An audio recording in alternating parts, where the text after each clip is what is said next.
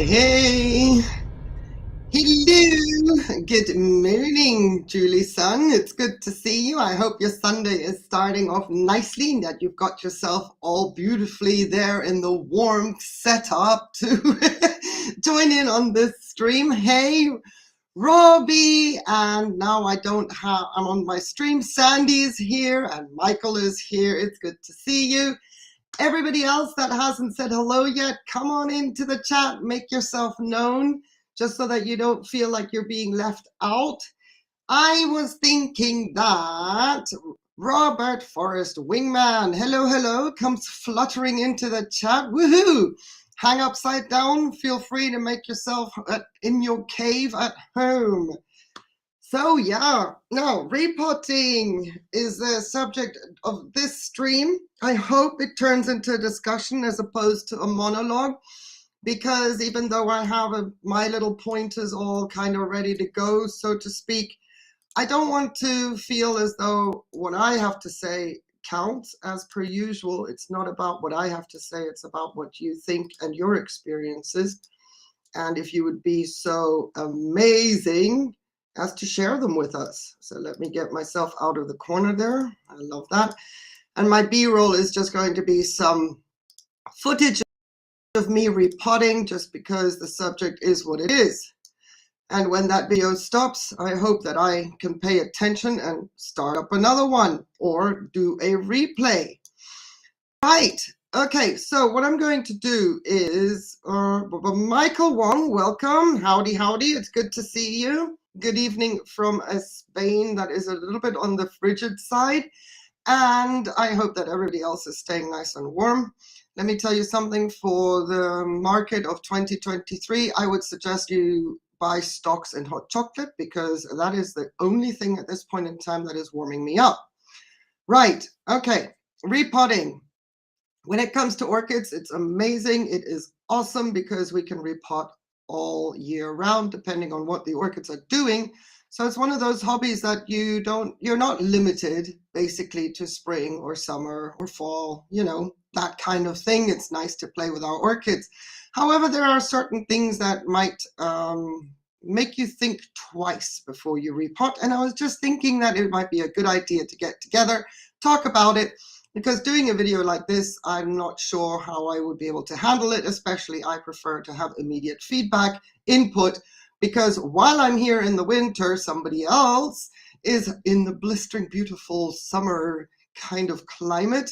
The orchids there might be not doing much because, too hot. That's when orchids also slow down. Maybe a repot is not ideal. And for me, for example, it's too cold. Even though my orchids might be growing new roots and should be repotted, the conditions are not adequate enough for them to be done to be repotted. And that's what we're here for. I'm going to try to sporadically remember to put a link into the chat so that anybody can hop on, jump up, and join in on the conversation. We can stop it at any given time. So while we settle in, if you've not hit the like button, I would appreciate it if you would do that. And as it's early in the stream as of yet, perhaps share the link of the stream to a social media account that could maybe generate interest for this topic. Pretty please. And thank you. Okay, so I'm just checking my notes here. Sorry. Right. Here's the thing. As I go through this, smash it without breaking your device, but hit it. Hit that like button. I appreciate it. Thank you, Michael. As I'm going through this, I want to make sure that I don't target my climate only. I don't target my setup only. I want to make sure that I keep this as broad as possible until somebody else points me in a direction, then we broaden our horizons even further because of other conditions, okay? And of course, when we talk about repotting, we're not talking, bare root orchids don't fall into this category unless, of course, you want to take an orchid off a mount and pot it up, simply because the care is so much easier because it's grown so much more and it's getting more and more difficult to keep it happy. If that were to be the case, then all I can say is everything in this stream is going to apply. Lisette Carlson, Good evening from Spain to wonderful Oklahoma. I hope that you're okay and your conditions are, acceptable. It's good to see you again. The last time I saw you, I was like, that is a new name. I went to my Blooms for You list and I thought, hey now, a very new name. So a bigger welcome to you as well. I was a little bit more general in the last stream. I want you to know that I've recognized that name and I thought, So I checked my list. Really appreciate having you back and thank you so much. So anyway, that being said, what I'm talking about is not because I'm talking from the perspective of my setup, even though many people will almost exclusively see leca in my videos. I also go with lava rock, anything inorganic for that matter. However, when we talk about repotting, I'm going to be as general as possible. It is about organic media as well. And also, no one sees me repot during the cooler months of the year. While in ideal conditions, repotting orchids is a necessity no matter the time of year. If you're growing your orchids in the northern or southern hemispheres where temperatures drop, and if you have indoor infrastructure that allows for perfect growing conditions. Getting very cold tonight, so you're still in that phase. Okay. All right, I hope that I can warm everybody up with some interesting information and conversation. I can tell you that while I am quite cold, by the time I get into a live stream, it's like my heater goes on. I talk orchids and everything just warms up. And at the end, I'm like nice and toasty. It's amazing what talking orchids does for my inner metabolism. Everything just revs up a little bit. So these are the conditions when it comes to repotting your orchids, no matter the time of year. I've always said about seasonal orchid growing. Orchids have 3 seasons. That's the growing phase, the blooming phase, and the resting phase. And sometimes resting overlaps because we have a very vigorous orchid. But basically, those are the seasons and has nothing to do with our hemispheres, our climates, and our 4 seasons, all right? The fact that many people repot in spring or like to wait for spring is because the conditions improve. And then, of course, we're talking for conditions to improve, warmth and day length, daylight, plenty of light being available. Basically, that would appear to make us exclude a little bit the indoor growers. That is not the case. I want to make that very, very clear when I talk about day length. I don't mean day as in hello, sunrise, sunset. That also includes when I speak about light, artificial lighting. So if you are in a setup that allows for great temperatures all year round, including 13 hours, let's say, of light, sunlight, light, then you are always good to go when you repot, no matter whether you're singing Christmas carols, okay? So let me just put that out there because I don't know how this script is going to go for the rest of the evening. And if I go on a tangent, I really, really want to make people aware that I feel 80% confident I know what I'm talking about when I speak about organic media as well as 24/7, 365 or 366 days a year, depending if it's a leap year or when it comes to repotting orchid. So not only that though, never mind the conditions, never mind the media we grow orchids in. If we cannot grow al fresco, I'm hoping to get a lot of input during this stream, so I don't feel as though I'm only talking about my experience. 20 all day, oh my goodness. Yikes, burr. All right, I'm just gonna wrap my blanket a little bit closer because that brought in the goosebumps. And not goosebumps from being inspired. Anyway, right. So besides that, let's talk about orchids that are problematic to repot when they need a repot and what we can do to ensure a safe repot that won't set orchids back. And we can go to the other side of the spectrum, orchids that can be repotted whenever it is necessary, no matter the conditions, with the exception of conditions that are totally against the orchid or orchids in question. You know, if an orchid doesn't like something and you think, yeah, it's okay to repot it, please don't. Anyway, in general, what are the main signs that signal an orchid needs repotting? So let's start off with the easy part, and I'm going to try and do this the correct way this time because my time is running out when I go into trying to put timestamps into the live streams. I'm going to try and type my timestamps right next to my notes so I can do. You're okay, Sandy. I'm sorry for you. Keep that furnace nicely stocked. So my timestamps, it takes a lot of time. Anyway, I'm going to try and be efficient about it. They say, work smart, not hard, right? Okay, so reliable, signals that actually give us the go-ahead where we should consider a repot, or at least be aware that, if we can't do it immediately, it has to be done sooner rather than later. One of them is that the orchid is pot-bound, which might be great for some genus like dendrobiums, as long as the media is still stable, but not ideal for other genus because of the lack of gas exchanges in the pot from the roots being so tightly bound together. Pot-bound orchids, make sure that you keep track of that. Especially you can tell if the orchid is drying out far too fast and you can't keep up with the watering. Might be you have some superb roots in the pot. Another thing is as well, the media starting to give off an odor that is unpleasant. The media is not drying out fast enough. If that's part of the culture of the orchid, then yeah, you might want to consider repotting because the media by that time is probably staying wet too long as part of its decay. So, you can get a bit better idea of your pot. It should, if it just takes too long under ideal conditions, of course, then you think, just have a look, see if everything's going okay in the pot. And another one is that the algae in the pot has taken over and it is dying off, which can also be noticed by a pungent odor of decay. It's quite strong. If you've never smelt it before, don't worry. If you should ever smell the pungent rot, it's just a nasty smell when algae decays. You'll know it if you smell it and have never smelt it before. I had a repot last summer, 2 summers ago, I don't know, and I was like, oh yikes, because the roots were all looking fabulous. And then I took the water sprayer to the base of the orchid to clean out anything that sort of stuck in between there, like I was doing in the video in the B-roll that we're seeing here.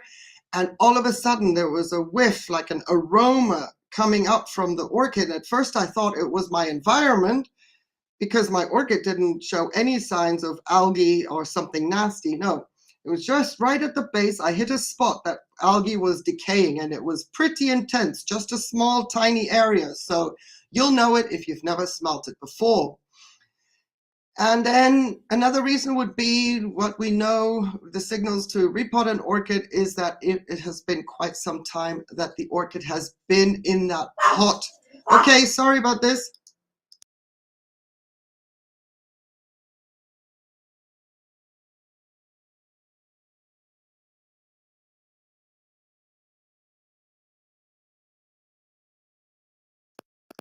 Sorry about that. I don't think that's my daughter coming home just yet, but oh, it's been interesting tonight. Anyway, if the orchid hasn't been repotted for a while, if you don't have any notes or whatever, just think back approximately 2-3 years. It's okay, depending on your media. But after a while, you might want to say, if you cannot remember when you repotted your orchid, you might think it's probably a good time to repot. So, those are the things that I would say are the main signs that and signals an orchid needs repotting. And I am not including salt accumulation as a reason for repotting because it's not a necessity for a repot specifically. Removing the surface media that is showing salt accumulation and replacing it with new media takes care of the problem without having to disturb the orchid prematurely, and you won't be wasting any media that is not showing any signs of decline in the pot. So salt accumulation, if the rest of the media is okay, if it's only been 8 months, then we're still dialing in our fertilizer levels. Don't just think you need to repot everything. A good flush, take care, get rid of the surface media, replace it with fresh, and you'll be good to go, and so will your orchids. Michael McCarthy says some orchids are exceptionally vigorous and will fill a pot with roots in a hurry. But isn't it wonderful when it does that? I love it when an orchid does that. those are the orchids I celebrate. And I just think, yeah, I need orchids like that. I can think of many orchids in my collection that do that. And it's so, ooh, it just boosts your confidence. I wanted a Dendrobium amethystoglossum when I was building this collection, Michael, back in the day. But I then saw its growth habit and I wasn't entirely sure if I would be able to fit it into my grow space in the winter. So I made a calculated decision not to get it. Now that I've got 4 Ancelias, I'm kind of glad. Exactly. All right. I got it. Yeah. The repot of every 6 months. Yeah. Huh. Oh dear. Champagne problems when it comes to the orchid hobby is all I can say.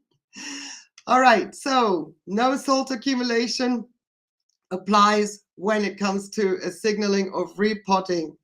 Root madness, says Michael Wong, for Oncidium loicoctylum. That's how I would pronounce it. If I'm wrong, forgive me. Another one like that. Also, Panaricas are very, very vigorous root growers. Well, one of mine is a very vigorous root grower. Prostechias, oh, they're so much fun just to watch them grow. And Dendrobium phalaenopsis as well.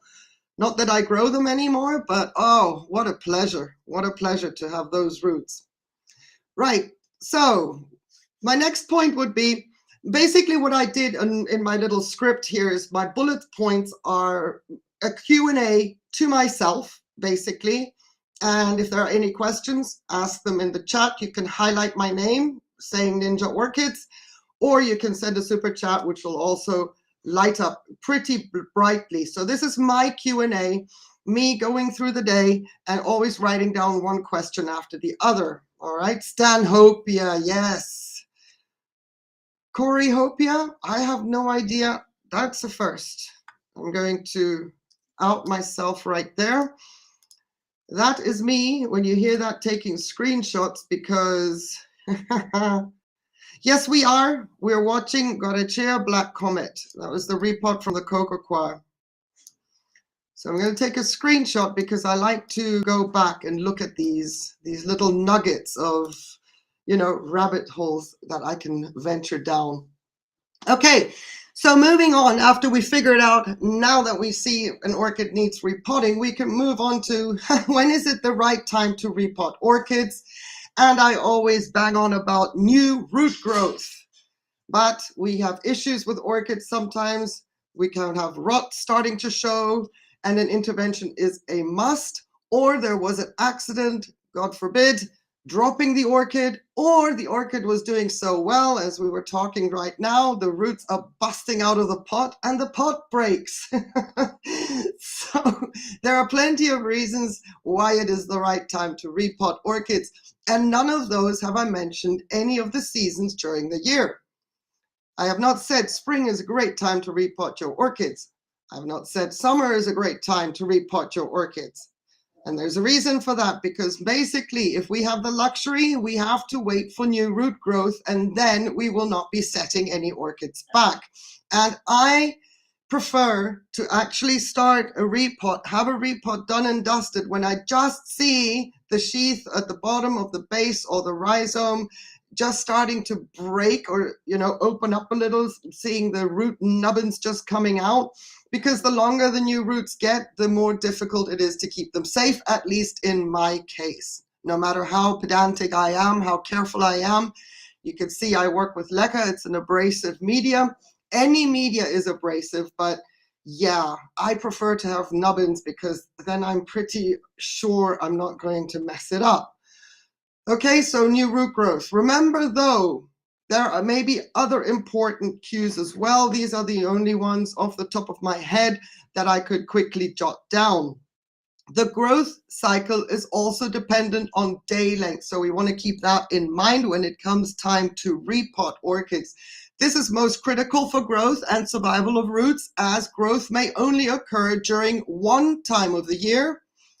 Day length can be manipulated by using artificial lights if you grow your orchids in a controlled environment, or if you are like me during the colder months of the year, I am dependent on the day length and the warmth to match. So we're talking temperature as well, before I can consider a repot, even if an orchid would need to be repotted right now. Thinking of my Cattleya intermedia, it's going to be an issue. We'll get to the bifoliates a little bit later on. So if you have the ideal conditions, if you've got root nubbins starting, repot. If you've got rot starting somewhere, try not to repot. Try to see if you can cut the rot out while the orchid mate is still in the pot. If that is possible, do not repot. But if there's something where you feel you need to go in, of course, you're going to want to try and change out the media, but I cannot guarantee that it's going to be successful. That's a case-to-case basis. And if you're watching this on replay and something here resonates with you and you're not sure what I'm saying, feel free to leave whatever it is in the comments on the replay and we can address it, okay? Right, so moving on to the next one, we can also go with what kind of pots are ideal. Well, anything. You don't always have to go to the extra mile and spend a lot of money on pots. You know, the deli containers are a very, very popular pot, even though it's just, what, pennies, I think anyway, at least here still, that's something I would pay pennies for. But the most popular pots that seem to be going around the orchid hobby are clear pots because they make it easy to monitor the progress of the roots. Or if there should be any issues, the control is easier, even though like the watering and everything, it makes it easier to see if the media is still wet. And many people like clear pots also because the roots, to a degree, can be monitored. You can support the orchid by photosynthesis as well. They and then they use clear pots to support the orchid because of photosynthesis. Sorry, Baloo had a problem there. Sorry.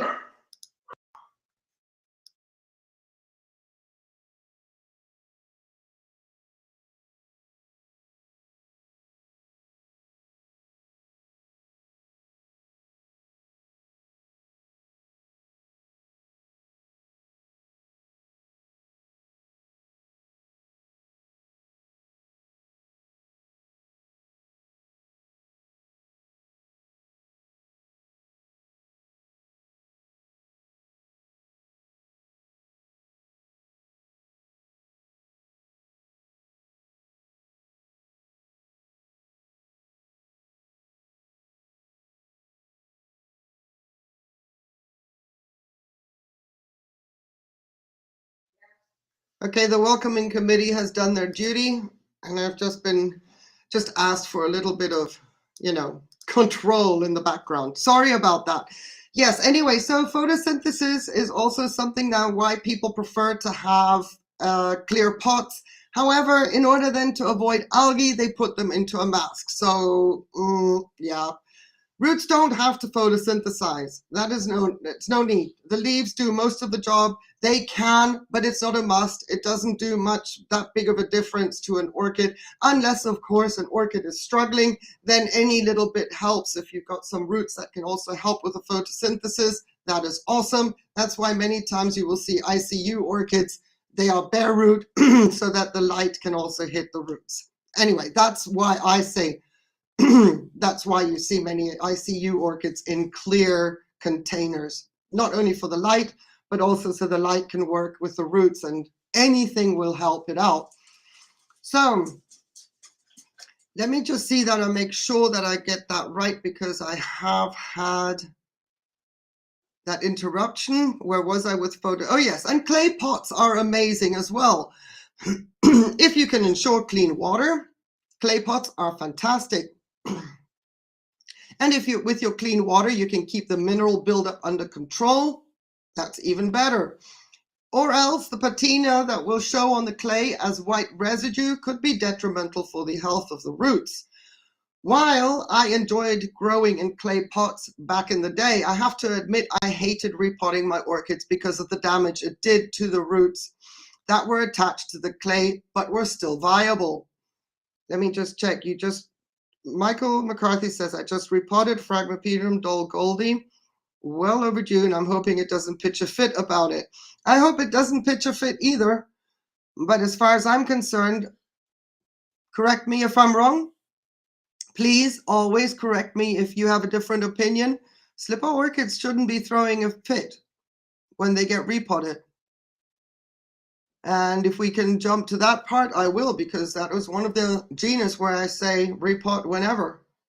Of course, if your conditions are right. I mean, if you're going through a stressful period, then don't repot just because it's a slipper orchid. Things have to align and match up. Okay.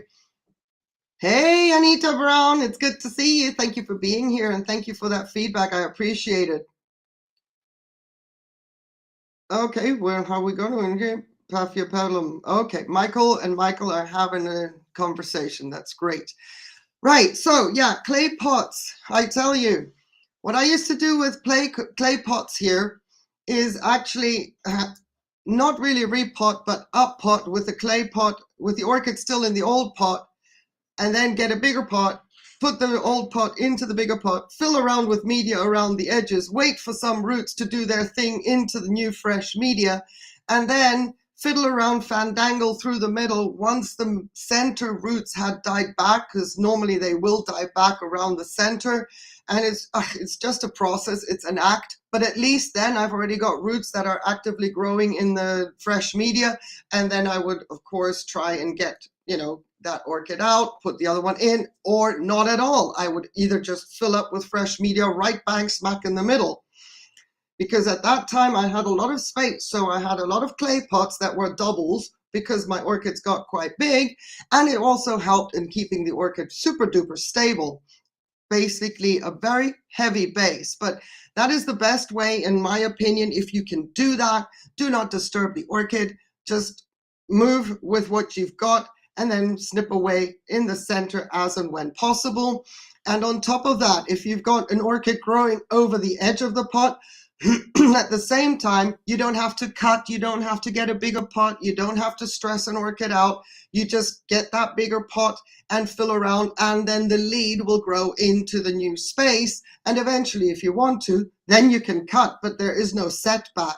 Okay?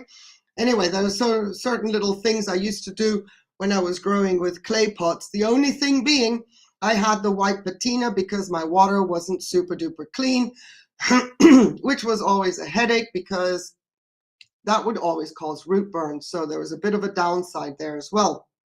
I can see that my frog is trying to manifest itself in my throat again. I do apologize, all right? So what about pot size? So we've gone from the right time to pot, kind of pots are ideal, and what about pot size?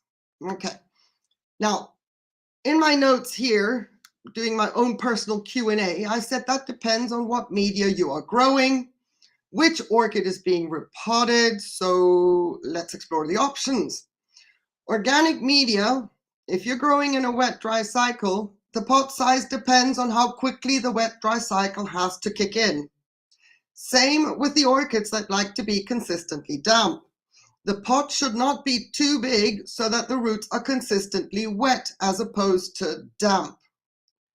So let me just qualify that. I may have spoken too fast. When I say the same with the orchids that like to be consistently damp, your pot has to have a pot size that will give and provide the roots a consistently damp environment as opposed to consistently wet. The only way to be able to do that is to know a little bit about how your orchid behaves and performs when you change the media, and watch the pot, especially for oncidiums or miltonias, miltoniopsis that like to be consistently damp but not soaking wet.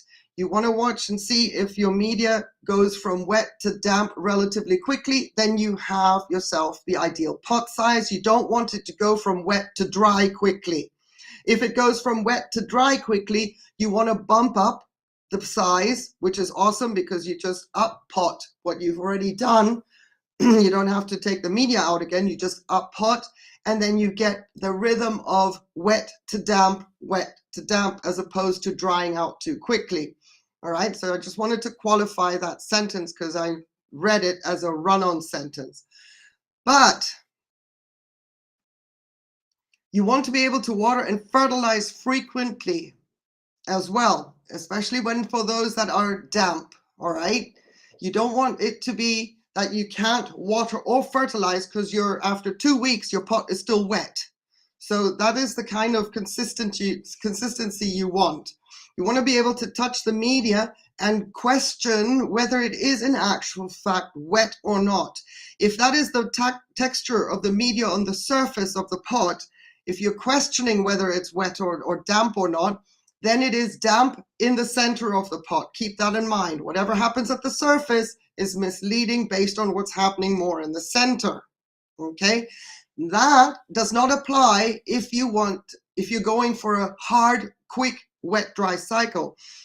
Justin's Orchids.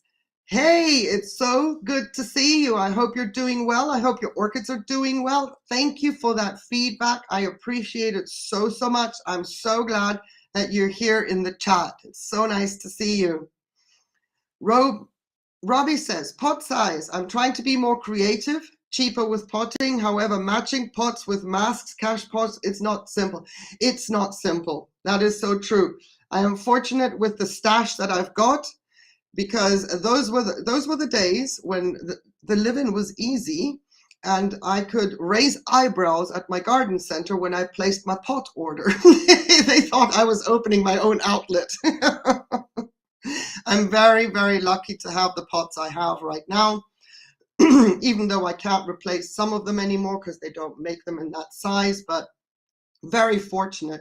I actually said, little side note here, I said to my daughter back when I started the collection, I said, I'm going to spend all the money on orchids and all the containers are going to be really, really cheap, because I'm just going to get, the deli containers from what we have as a dollar store here. I'm getting deli containers. And she looked at me, she goes, yeah. And I said, no, I mean it. I absolutely mean it. I want to spend all that money. My budget goes into the orchids.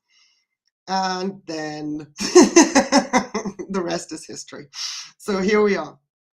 The wet dry cycle is very important. Absolutely. There are so many orchids that do so much better in a wet dry cycle, and it's so risk free as well, with the exception, of course, of the very thirsty orchids like a Miltoniopsis or some Oncidiums. You don't want them to go dry because they will protest relatively quickly with leaf tip dieback and things like that. But yeah, if you want a hard wet dry cycle, your pot size should be consistent with, for example, the size of the orchid and how quickly do you want your pot to dry out, based also on how much humidity you have in the air, because your watering you might just be giving it a little bit of water every once in a while, but if you've got high humidity, your pot will also stay wetter. That is then something where we can discuss media options. You might want to go with larger media if you've got high humidity, whereas somebody with very low humidity shouldn't go with large media, because otherwise it's just going to be a nightmare to keep that orchid hydrated. All right, so we can address the topic of media in another live stream, but if I do that, I need somebody up here to be firing questions at me, rapid fire. 20 questions about media. You ask me, I answer. Something like that, okay? So we'll stick with repotting, because if I go down the rabbit hole of media, we're going to be here until 6 a.m. my time. Thank you, replay crew, if you're here and if this is a 6-hour live stream on repotting and you stick around, you are so appreciated. Just know that I appreciate people that watch these streams back. Thank you. All right. So that is something to consider about organic media, what media you're choosing, what the orchid does, how vigorous it is. That includes the seedlings, if you're growing wet dry, or if it just has to be consistently damp. Your pot size does matter. But also consider that your pot size has to be ideal for at least 2 years of undisturbed growth. Okay? There's nothing wrong with repotting your orchid within 1 year, because in actual fact, if that were to be the case, you should be doing cartwheels around my patio if your orchid after 1 year needs repotting, because it's gone bonkers in the pot with roots and you can't keep up. Bump it up. Don't worry about changing the media out. Just bump it up and then continue watching the magic happen. All right. So the difference being with inorganic media, that pot size is irrelevant to a degree. But I would say 80% of the time, if you're potting in inorganic media, pot size is completely irrelevant.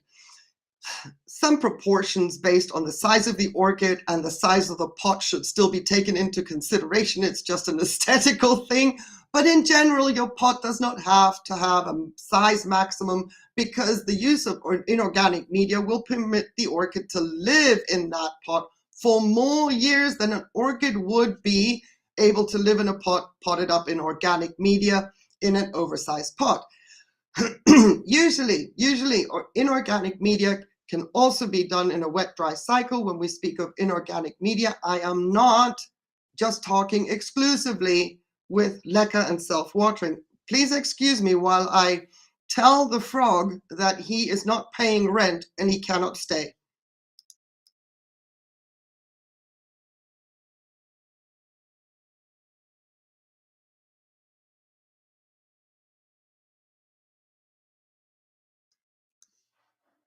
I just got an eviction notice sent to the frog. Robbie says, and leave at least an inch to adjust to semi-hydro, and leave at least an inch to adjust to semi-hydro. I'm not entirely sure, and what is that referring to? At least the pot size, the diameter, there doesn't have to be an inch for any adjustment. So I'm not entirely sure.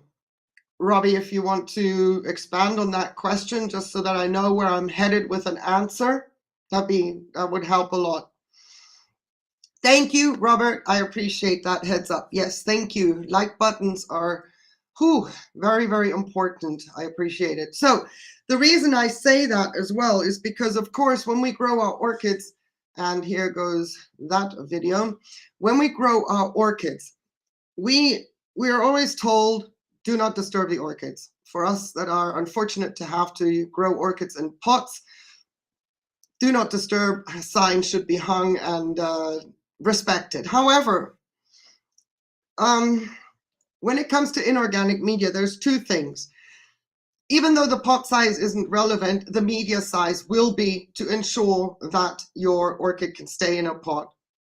I'm heading for 2 orchids I'm observing. I want them to be in their same pot for 8 years, and they are in lava rock. That cannot be achieved in leca. There's not enough gas exchange in leca once the roots fill all the spaces, all right? But lava rock is phenomenal. And if I can get lava rock to work better and make sure that my shelves don't crash from the walls, then I would like to pot up more orchids into lava rock. I feel a little bit secure. The only downside, it is such a headache for the roots when it comes to repotting. And that is why I then prefer to have a pot size that is larger. That means I don't have to repot every 2 years, okay? Look up to your previous comment. Okay, Robbie. All right, here it is. So that is why I talk about pot size doesn't matter with inorganic media. It won't rot, it won't decay. The only thing is, be very, very aware of what media you're using. Can you carry the pot? Do you want a wet-dry cycle? Then, of course, something that doesn't absorb water like river rock. You might want to then decide you want large, small, medium-sized river rock. That gives you a wet-dry cycle, and your orchid can pretty much grow secured in a pot, but it is in actual fact mounted, if that makes sense. It's like a mount. And the other option is like what I do with my lava rock. I make the pot look, well, the orchid looks silly in the pot, but you know, there's method to my madness. I don't have to worry about my lava rock drying out. I only have to worry about the fact that my orchid will grow well in the pot, and hopefully I don't have to intervene. And for me, the goal is 8 years. So far, I've managed 3 years, with my tetragonum. And unfortunately, because I was dumb, I wanted a pot for my Rapiculus lalias. I repotted a Lutens Blanc, prematurely, didn't need to be repotted, but now it's in an oversized pot and it can stay. So that's the plan. That's why for me, inorganic media is also awesome. You can hang up the do not disturb sign and you don't have to worry about pot size. Okay. Robbie says, I have a rather large Oncidium, the Wilsonara type, already in an 8-inch pot, bark moss mix, and growing roots out of the bottom. She's not in semi-hydro. The next one should be 9 inches. No, nope. If you already have a large Oncidium, okay, she's large. She's already telling you by the amount of root growth that she has, she's vigorous. If you only go to 9 inches, you'll be doing the same thing again within a year. So go, yeah, Bob's your uncle. Let me do the measurement conversion because I want to make sure I don't give you a figure and it just would be dumb if I just pulled a figure in inches out of the top of my head. Let me see, you said 9. No. We want at least, let me go up even higher. Let me see if I can, you want at least 10. You want at least 10 for 2 years. You're telling me she's already rather large. She's already in an 8-inch pot and she's growing roots out of the bottom. Give her a 10-inch pot. And if you want to put her into semi-hydro, also put her in a 10-inch pot. If you're going to put her back into bark moss mix, put her in a 10-inch pot. She's going to absorb it. And we're going to get to pot, plant location, plant setting. We're going to get to that shortly. So let me just see if that isn't. Yes, 10 in, then definitely 10-inch pot. And then you leave her alone and watch it happen. And probably the roots will be filled all lovely jubbly anyway within a year, but that doesn't matter. You can still leave her in a large pot like that for another year, because even though you may see roots on the outside, it doesn't mean that the inside is all filled up. Okay? Fabulous. Alrighty. If this is okay, I'm going to go back to Guarechea, or did I cancel that one out? Wow, I didn't know my videos were so short. I always feel as though when I do my videos, they are forever, and people might get bored while they watch my videos. I just finished, well, not finished editing a video, but close enough. And I was thinking, oh, goodness me, are people going to watch this? Oh, well, we'll find out. There's only one way to find out. Let me go here. Let's do that. Let's go back to Guarechea, just so that there's something to look at while I yap away. You chop it up and fit it into a smaller pot, which is also an option, Michael, of course. I want to start to get away from chopping up my orchids, because I used to chop up my orchids a lot simply because I have to accommodate the space for them during the winter. But seeing as my orchids are struggling and some are leaving the collection, I may be able to have plenty of space so that my orchids won't be chopped up. Anna Reiter, grüß dich, hallöchen. Grown up plant, repotted after 3 years and it flowers every year. Fantastic. We love orchids that do that every year. Okay, so we've gotten to the pot size. So we are accumulating our, let's say, pre-potting measures. Now, the recommended pre-potting measures, once we've figured out all this other stuff, no matter the media, no matter whether you're in semi-hydro, whether you're in a wet-dry cycle, no matter the media, soak the pot long enough for the media and roots to be saturated. I use a mixture of CalMag and seedweed, which will supposedly, that's what they tell me, and that's what I've seen happening in my collection. It'll help the orchid through the recovery period after its repot, because we're adding a substance to strengthen the orchid as she continues to push roots. In addition to that, we're adding a substance to supporting the orchid to continue photosynthesizing, even if the light conditions are a little reduced, to incur any stress to the orchid under possibly lower light conditions. I'm saying that because When we repot an orchid, it's always a massive stress inducer. And even though the orchid might be a highlight orchid and well established in your collection, when it comes to a repot, after that stress, you do not want to expose that orchid into the conditions that it has grown accustomed to for a little while. Give it a bit of a break, let it recover its growing roots. You don't want to stall the potential by stressing the orchid. You don't want it to shut down and stress out. And magnesium helps with the photosynthesizing, even in light conditions that are a little reduced, so as not to incur stress. That's why I'm saying it that way. I hope that makes sense. And then the seaweed is packed with growth hormones that the orchid naturally has, which will boost the continued growth of the new roots, as well as encourage the branching of older roots that may have been trimmed if the root system shows characteristics of branching. Not all root systems do, but hey, lucky for those orchids that have a branching root system, an even more forgiving root system should we make some mistakes in our repot. At least we know the characteristics of branching will give us the opportunity to get more extensive root system faster than with another orchid, and the seaweed will promote that. You also want to have tools ready and handy dandy, sterilized cutting tools. Have some cinnamon around if you have to cut into a structure. I advise not to put cinnamon on roots. I have noticed that people say put cinnamon on roots.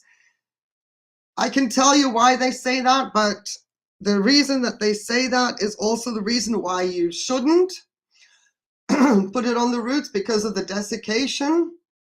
People that advise to put cinnamon on roots, especially where they've been cut, say because it heals up the cut wounds very, very quickly. Cinnamon is such a fine powder, it can go on root tips that where it shouldn't be. You don't want to risk that. There are other ways to make sure that the roots, if you're concerned about rot, that doesn't happen. Do not put cinnamon on roots. If you wanted to hear it from my mouth, if another channel recommends it, question 5 times, see if they know exactly why that is a good idea. In my opinion, it is not. I always advise against it. Anyway, you don't have to use cinnamon. If you're in doubt, you can use any other antibacterial or antifungal product. Also, a little bit of hydrogen peroxide if you so choose. But if there's nothing wrong with regards to pests, snails or something in your root system, even if it's a new orchid, don't put any hydrogen peroxide there. You know, sometimes we know just by looking at the root system that is established, you can see if they've been chewed on. It looks a little bit odd down there. Then by all means, spray hydrogen peroxide to get rid of any possible snail eggs that we don't know are in the pot. But just to willy-nilly, because every repot shows hydrogen peroxide, I would advise against it. Not that it harms the roots, but why do it? Why do it if it's not necessary? Okay. You will also want your media mix of choice ready, handy dandy. You want your pot, of course, and any form of supports or rhizome clips you may need to secure the orchid to the pot until it roots in again. You might want a hammer. Even if you grow in plastic pots, a hammer might be advisable because the pot-bound orchid just won't come out. And you want an insecticide, possibly because we might as well do a preventative treatment while we have the orchid easily in our hands and we can inspect it from all angles. So much easier to rotate an orchid that is out of the pot as opposed to checking everything in the pot. I prefer to give it a little bit of eau de garlic infused alcohol every orchid that I repot. It's just a little misting, we don't have to drench it, but it's always good to have an insecticide at the ready. Who knows where you might find something. And then of course you want plenty of fresh water.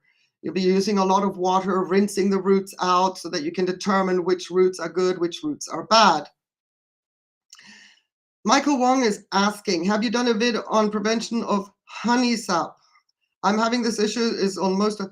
I have not done a video on prevention of honey sap at all. I'm actually a fan of happy sap, Michael, unless you're having issues with pests, but then I would treat for the pests as opposed to the happy sap.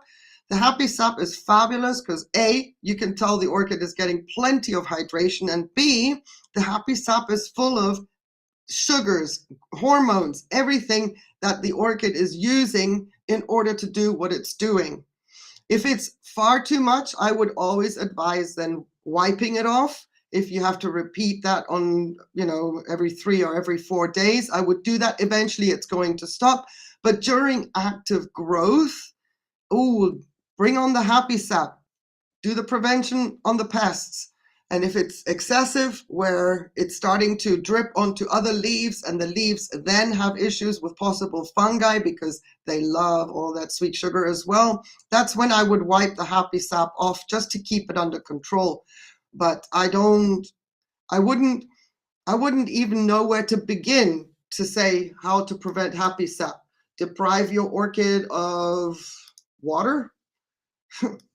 I wouldn't want to prevent happy sap. Let's just put it that way. Everything happy sap has is what we want in our orchids. Correct me if I'm wrong. Let me know if you have any concerns with what I've just said, and we can elaborate on that. All right, so what influences a successful repot? We want every orchid that we repot to just bounce and continue to grow. I've got this is quite a lengthy one. Maybe not. We'll see how we go. Josh Riepsommer, it's good to see you. Happy sap, absolutely. Oh, by the way, speaking of happy sap and an excess of happy sap, I can tell you, I wish I could do a happy sap harvesting factory and sell the syrup.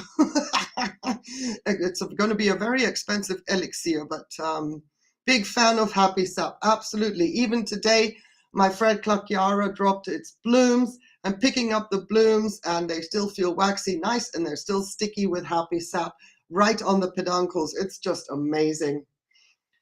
Michael never gets happy sap, not on the indoor, not on the outdoor. Dang. 70% of your collection, your collection is getting a lot of water and is living la vida. Michelle Fucarino, hey, it's good to see you. Thank you for being here. I would say the best thing is if you're concerned about it, wipe it off, but I wouldn't worry about it. It is a joy. That's why it's called happy sap. So what influences a successful repot? Well, first of all, as I mentioned earlier, new roots will ensure a successful repot if we can keep the new roots intact as we repot. Correct temperatures, be they warm or cool, because some cool growers, you don't want to be repotting them during the warm months of the year. And the warm growers, you don't want to be repotting them during the cold months of the year if your climate is temperature dependent. Okay, sticky sap. It's good stuff. It is good stuff. All right, so depending on the orchid, make sure that you know the climate is right. And usually, let's say a cool grower will, of course, start growing roots because that is its growing season during the cooler months of the year. So let's just say new roots. If you see a cool grower growing roots and it is winter, by all means repot because you're not going to be doing anything wrong. But if you have a little deviation and a cool grower starts to grow roots and the temperature is still quite warm, don't count on that. It could be a fluke. Don't rely on it. I lost to Sophronitis coccinea in doing that. All right. She's a cool grower. And I got some new roots coming in September. And I was like, yay. I wanted her off the mount. I wanted her in a pot. And I'm like, hey, this is awesome. No, it wasn't. So make sure that you repot cool growers when they grow their roots during the cool temperatures. Don't be fooled by the odd root growing in the warmer temperatures and then think you're good to go. Michael says wet dry cycle is much easier. It is. It absolutely is. I fully agree with you. All right. Now, anyway, influences of a successful repot. In my notes, there are essentially 3 patterns. So you've got new roots are produced before flowering, new roots are produced after flowering, and finally, species that are each a little different. So it's not always that cut and dry. Most species and hybrids fall into one of the two groups. For example, a unifoliate Cattleya species, such as Mossiae, and I had to write this down, Triania, Percivaliana, and Schroederae, the rooting occurs as the pseudobulbs grow, with flowering following soon after. Okay? Some bifoliates, including Aurantiaca, Baurandiana, Intermedia, and Skinnery, follow the same pattern.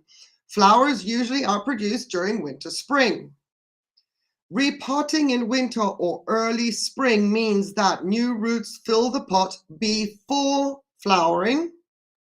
And this root before blooming group and hybrids with the same characteristics are generally considered easier to grow because they grow during ideal conditions, and most of the time we can repot without any worry of losing the bloom cycle.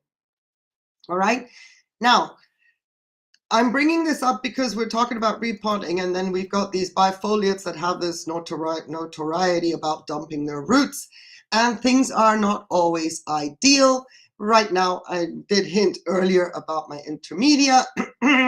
It's going to be a problem, but those are the ones that are relatively easy to grow because we can repot and not worry about losing the bloom cycle. Whereas the second pattern is the root after blooming group. These have the reputation of being hard to bloom and flower, but that is largely because of the time when most growers need to repot. And if the time happens during bad conditions, that is when the problem starts. In this type, the new lead, I know, I said lots of water for a requisite of repotting. I do a lot of sloshing. That doesn't mean I'm sloshed tonight. Anyway, so these root after blooming groups have a reputation of being hard to bloom and flower, and that is largely because of the time when most growers repot. In this type of orchid, new leads emerge in the late winter, spring or summer, and bloom as the bulb matures. Only after flowering does the plant get new roots. So repotting as the new growth begins is not a good idea. It deprives the new bulb of the nutrients required to grow and bloom because there are no new roots and they won't be produced until after blooming. So be very, very careful what you've got on your hands. And no matter what I'm telling you now, just to break it down, keep it simple, watch for root nubbins, all right? Then check your conditions. And if your conditions have enough day length, enough light, and enough temperature, which is for me 20 degrees Celsius and above, and let me go to my temperature converter because I will still not know these figures. 68 degrees Fahrenheit and above is ideal to be repotting no matter what the season says outside, okay?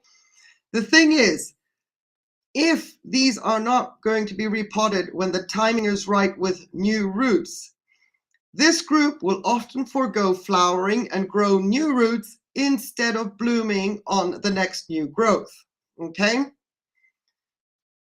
The root after blooming group contains a number of unifoliate Cattleya species with a hard to grow reputation, such as Dowiana, Ludemaniana, Warscewiczii, and Warneri. Okay, now I have a Dowiana. She has the reputation of being hard to grow, and so far I have had absolutely no difficulty growing the Dowiana. I've had conversations with Michael about this, Michael McCarthy, and I said, but I haven't bloomed my Dowiana yet. So we are on bloom watch, possibly with Michael McCarthy's Dowiana. Hopefully that sheath, that thing that is different in the apex of the leaf there, will not be blind. And then we're going to follow what goes on from there on in, because while she's not hard to grow, maybe the hard to grow no sheath. Oh, violins in the chat for Michael. Please, violins in the chat. I was checking my Dowiana, meanwhile she's not even growing. But I was so happy when you told me that, Violence, in the chat. I am so sorry to hear that. Boo. What a shame. So anyway, yeah, so the reputation for hard to grow here is differentiated because of the repotting cycle, okay? While an orchid might be easy to grow, she might be growing lots and lots and lots of growths, she's difficult to bloom. So equate that difficult to bloom is hard to grow. I think that's how they're sort of putting everything into the same kind of a pot. Having said that, always wait for new roots. In my circumstances now, let me see about my notes. Oh, we're going to get to that. Okay. So you see, the thing is that with these groups, we've got the bifoliate cattleyas in the hard to grow and hard to repot groups as well, because bifoliate cattleyas are notorious for what we call, we say they dump their old root system, they object to a repot, the roots die, etc. The new roots won't allow for any kind of setback to happen, even if the bifoliate that has just been repotted dumps the roots. The problem is with the bifoliate cattleyas, especially species, is that they only produce a few thick roots with each growth. So repotting at the wrong time often leads to a slow decline and ultimate death in the species. And here I Googled this to make sure I wasn't going to misinform. We have species like Schilleriana, Leopoldii, bicolor, and granulosa. Now, I have the Schilleriana, I have the Leopoldii, be it as it may, they are all just seedlings. I've got the bicolor. And while the Schilleriana and Leopoldii, oh my goodness, it is so true. 2 or 3 roots? Are you kidding me? Per growth? You mess that up, it's a big, big problem. All right? Bicolor, on the other hand, doesn't seem to have that issue. Even though it's not a bifoliate yet, it might turn out to be a bifoliate, but it's not just yet. But that one is quite active in its root growth and doing quite well considering the circumstances, okay? Better timing of repotting often solves the undeserved reputation of being hard to grow. That is my opinion. Okay. Michelle Fucarina says, my Darian extremely slow. Is that normal? Yes, it is easy to set back. I agree there, Michael McCarthy. However, the slow growth is climate dependent. She's a warm to hot grower and shouldn't be slow growing if her conditions and the temperatures and the length of light exposure are met. Mine has ground to a halt. My conditions are not Dowiana friendly at the moment.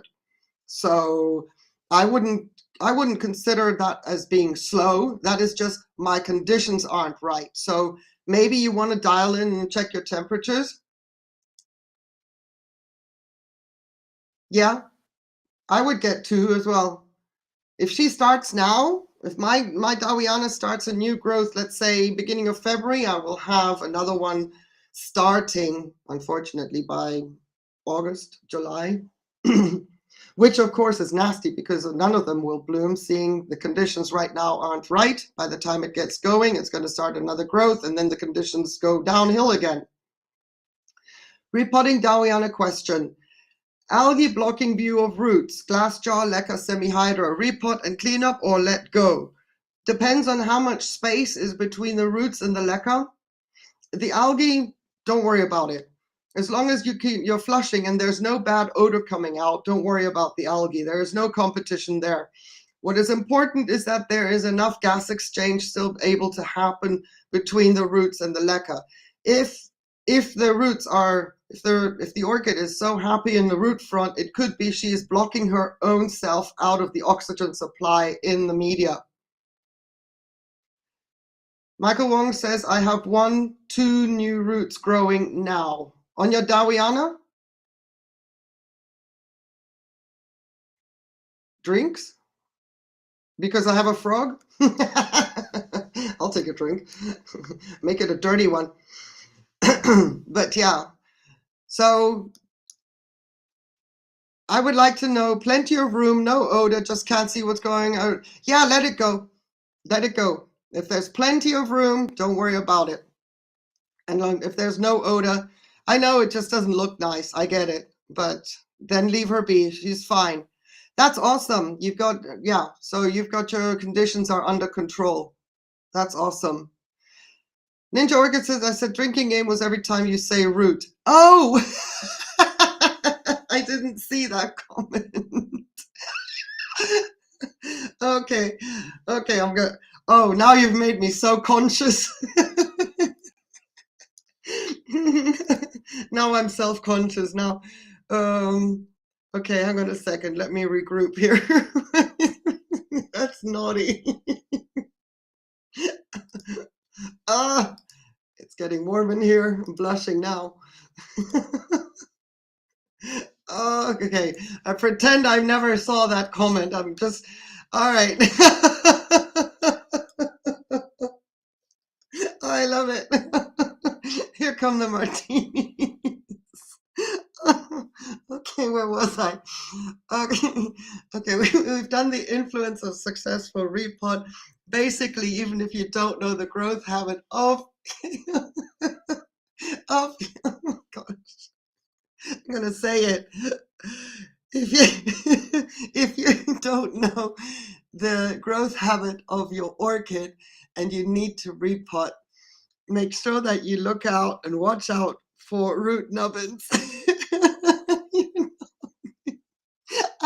I'm not stop. I'm not going to be able to use this for live bites. Come on. I'm trying to. Oh, hand hearts, you guys. Love you. I love you. Right? Oh, my face hurts. Ha, face ache. Oh, when you smile, you know your face starts to hurt. That. Okay. Right. Okay. Here we go. Let's move on. Let's go to the opposite spectrum here. When is repotting not an option even if the orchid is growing new roots? Wrong conditions, okay? Low temperatures, low light levels, bifoliate cattleyas, definitely be super, super careful, all right? Now, as we mentioned earlier, there are some categories. I'm going to give you the example of my intermedia because of my conditions and how you might relate with some of the orchids in your collection. My intermedia is currently growing a fabulous new growth. I have no idea how it's doing it. I am rejoicing at the fact that it is doing it. It is a stonking new growth. I was kind of expecting a blooms right about now, but hey, babe, grow, whatever. But it's also starting on roots. And some of the older roots from the back growth that is supposed to bloom, they are extending. Unbelievable. Considering my conditions. Oh, well, hang on a second. Oh gosh, I didn't just do that, did I? I'm sorry. Hey, you guys, talk about right. There we go. At least let's get some of the background done. Okay. So I would need to repot this one, Sasahibi, that is Swahili for right now. And probably already 3 weeks ago, but I can't because it's a bifoliate. I don't have enough light. I don't have 13.5 hours of light, and I don't have temperatures above 68 degrees Fahrenheit or 20 degrees Celsius. This orchid is in dire need of a repot, and we are going to go back with what's difficult, not difficult to grow. You see, what's going to happen is in future, when I do repot this orchid, it's going to be very, very risky, and it's possible I'm going to set the orchid back knowingly for at least a year and a half before we see any blooms again, because of course, as mentioned previously, the roots will only grow, the orchid will only focus on roots when it hasn't bloomed or it's been repotted out of cycle. You guys stop. I know, oh, maybe you've stopped, but it's like a worm in my head now. Okay, so it's going to skip a bloom cycle. And if that is all it does, that is a positive outcome, all right? On top of that, I can't do a gentle up pot, which would be another option in this case. I could take her into a bigger pot, fill out with media, and be done with it. Happy days. I cannot do that because in actual fact, this orchid has been up potted twice already in my collection. And the second time, I didn't bite the bullet. I need to separate them out because there's two in one pot, which I didn't see the first time around. The second time around, I noticed it, and then I thought, no, I can't do this, blah, blah, blah. Here we are. It is high noon, and it's probably 5 to midnight for this orchid if, I get it wrong. But that's the thing when repotting is not an option. I could repot now and risk it. I don't want to because I don't have let's say I still have too long to go before I can somewhat calculate that the temperatures are going to improve. All right. So it is risky.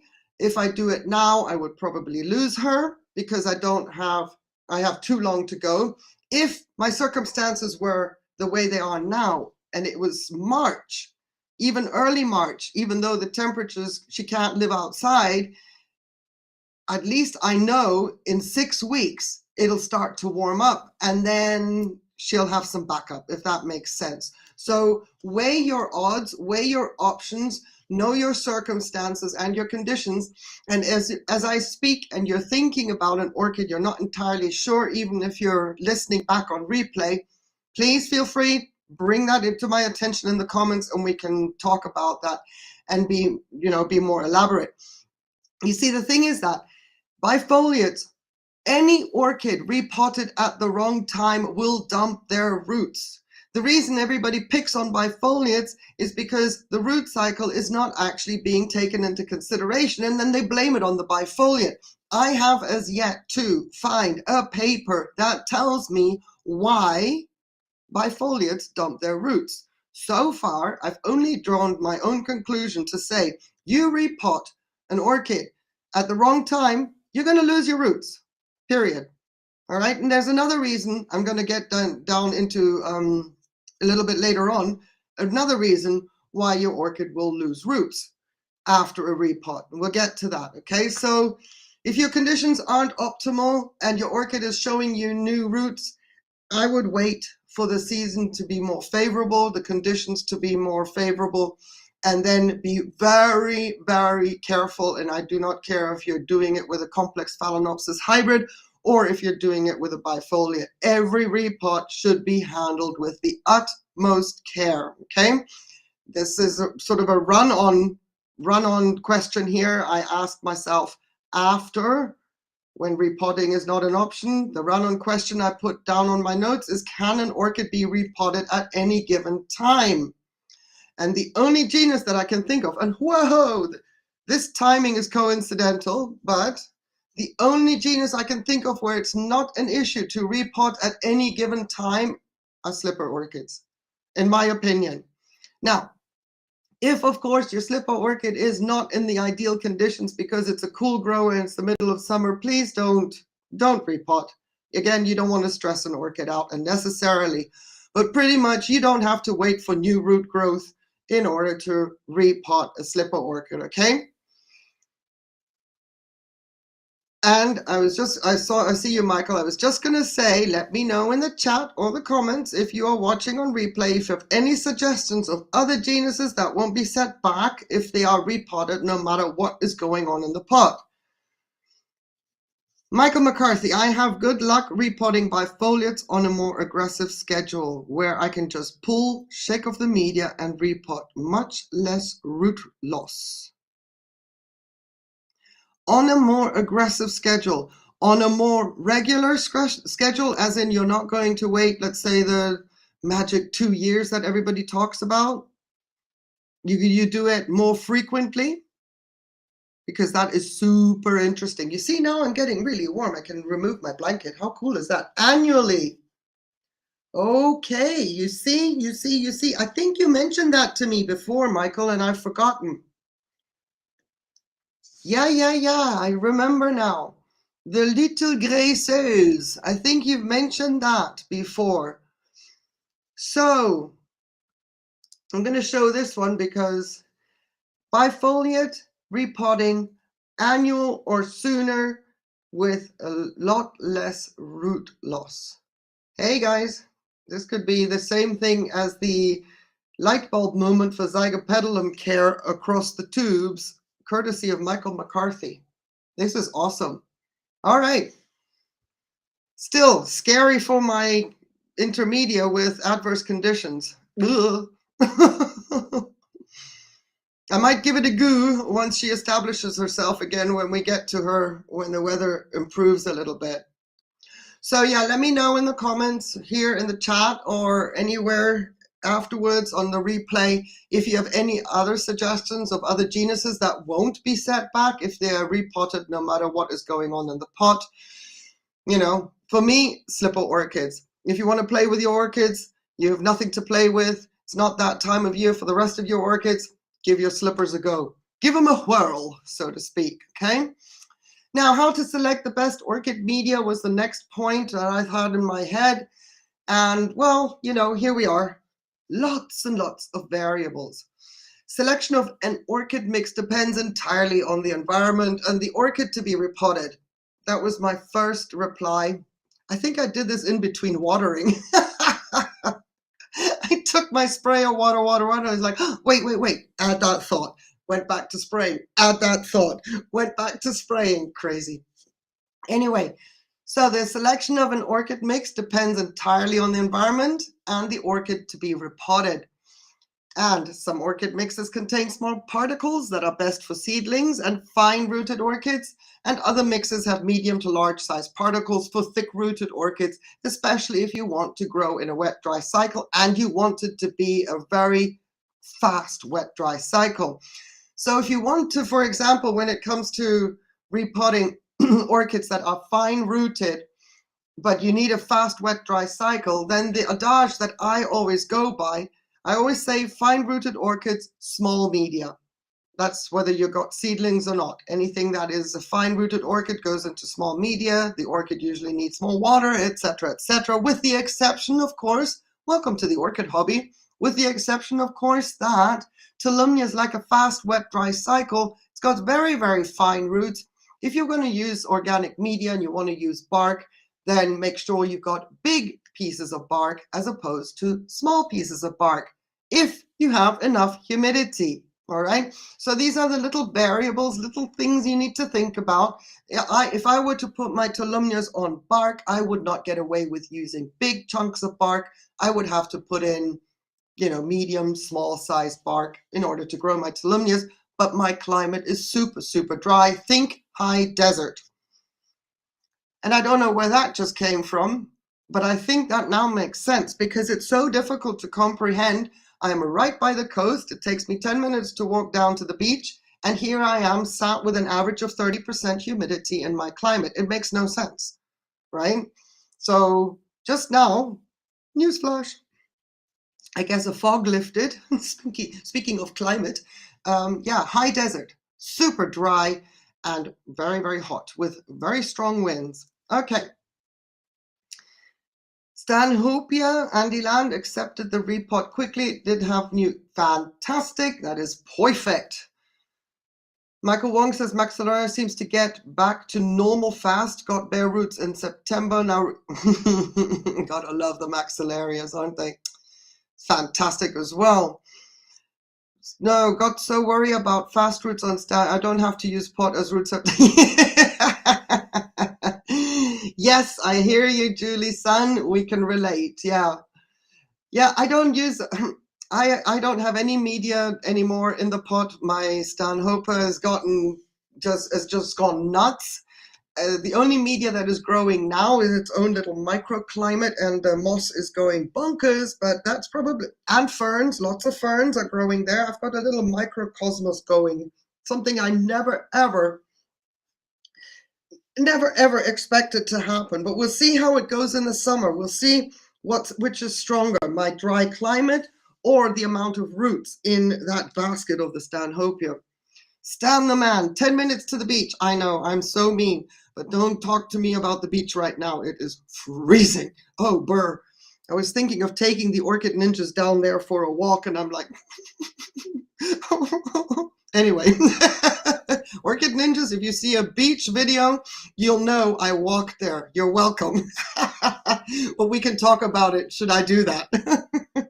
I have to cross a bridge, and it is frigid crossing that bridge with the breeze going. Yeah. Anywho, next thing. So the orchid media. Anyway, let's continue with orchid media. Beware of mixes with secret ingredients, special ingredients, something that is not identifiable, something that's not listed in the ingredients on the bag. It is critical to know exactly what you're potting your orchids in, okay? Oh, the beach can be so cold. It's nice.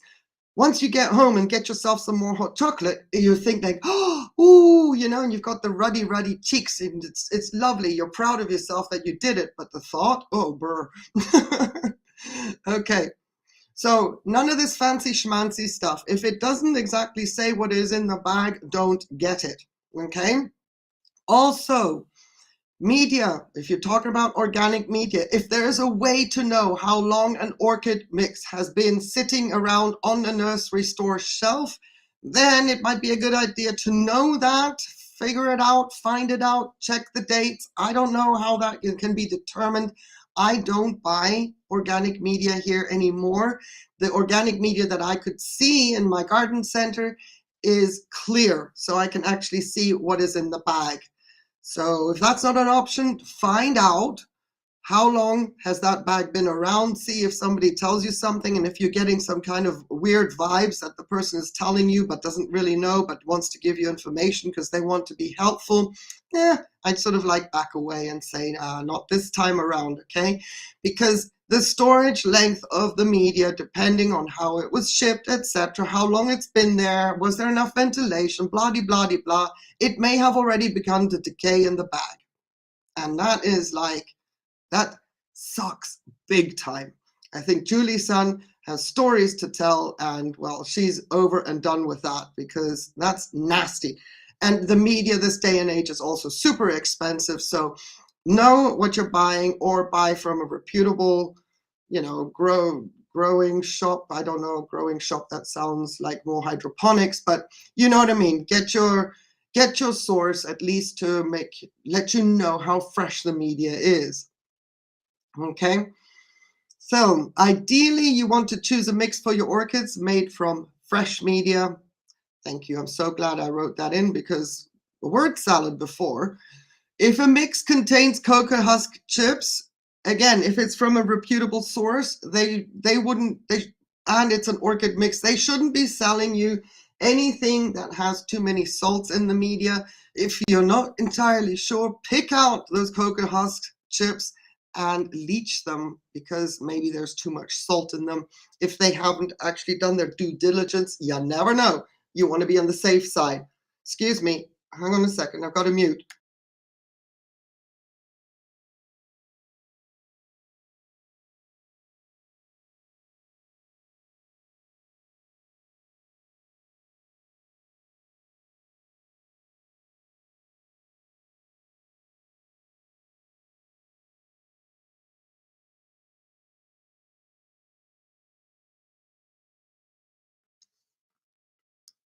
Sorry for that dead air. I do apologize. I hate dead air. I don't want to do that to you. Sometimes though, you know, I'm not in a bubble. Desafortunadamente, I am not in a bubble. Anywho, let me at least go back to Guaretia, who is doing fabulously, by the way. Doing absolutely fabulously. And I thought for Fernanda Nacimiento Orchids and Succulents, at least she can revisit this one. I got this orchid from her. Okay, repotting best practices. Let's go there.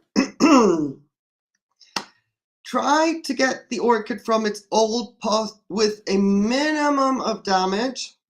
Breaking or cutting the pot if necessary. Yes, forfeit your pot to be kind to your orchid. Remove the old medium gently and rinse the roots in lukewarm water. Lukewarm may be a bit exaggerated. Let's just say whatever is room temperature, as long as it is above Because I've memorized it now, 68 degrees Fahrenheit or 20 degrees Celsius. It can be 18 degrees Celsius as well, but you don't want to be doing any kind of a repot with frigid water. Basically, you don't want your orchids to be touching frigid water, period, unless they're cold growers, all right? The cold growers really like their cold water, but the majority of the orchids that we are growing, especially if we're talking about indoor, enclosed, controlled grow spaces, yeah, you don't want to be going at it with frigid water. So lukewarm water, you inspect the roots and remove any that are black or squishy. Now, you don't have to. There is no rule in the book that says I have to remove dead roots.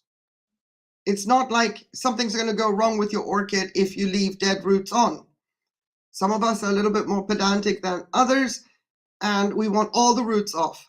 But sometimes it is ideal to leave the roots on simply because you might need them for anchoring. I know it doesn't make much sense because eventually they should decay, decline, and whatever. And if they do, great. If they don't, fine. But in the meantime, they can be of help. So be a little bit picky about going all gung-ho about removing dead roots, all right? There may be moments where you might just want to say, look, it's not that big a deal, leave them on. The fact that their dead roots are normally removed is because people say you don't want to start the organic material to decompose, your fresh media to decompose quicker, etc., etc. However, we've just seen a comment from Michael McCarthy. Oh, it's still posted up there. It's still highlighted that, he repots annually. Some orchids, okay, so we were referring to bifoliates, but imagine that you're repotting annually and there's not much decomposition happening, and here and there a few dead roots. It's not going to hurt your orchid at all. So on one hand, it's nice to have all these nice new roots in the pot. On the other hand, you might not be doing your orchid in favor by just going chop, chop, chop, chop, chop. All right. So it's not like, I love a clean orchid, but I have really come to learn the least we handle and manipulate our roots, the better. Okay. Just take some time to look at the roots. The majority of them should be firm, especially imagine trying to deal with let's go with a Shari baby, okay? A Shari baby. You want to go through every single root and check and see if you're going to be cutting out the dead roots and save them. By the time you've done that, you've grown yourself some facial hair, your hair has gone gray, and maybe some spider webs have developed as well while you were picking through trying to find dead roots. So eventually, after maybe an hour, if you've gotten to 2 hours of this process, you're going to give up and say, well, sod it, this is good enough. And boom, you've got dead roots in your pot. Does your Shari baby have a problem? Absolutely not. All right. So take it easy on your time if your time is of essence. The important thing is you're repotting. The important thing is not to get rid of every single dead root. Okay.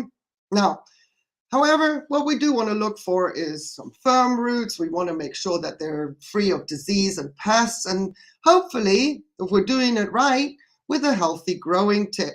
Check for branching. Check in this point in time as well. Look at the characteristics of your root system.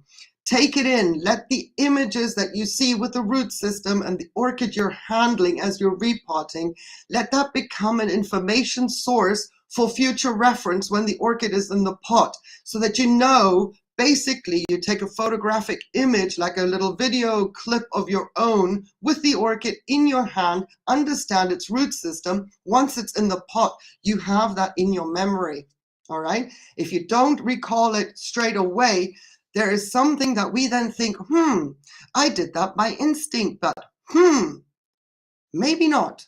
Maybe it's your subconscious mind bringing you these images back as a future reference because you have taken time to watch and see and observe the root system of that specific orchid, and everything starts to fall into place along the road. And then you think, well, that was easy. Where'd that come from? It's because you took time to look at the root system.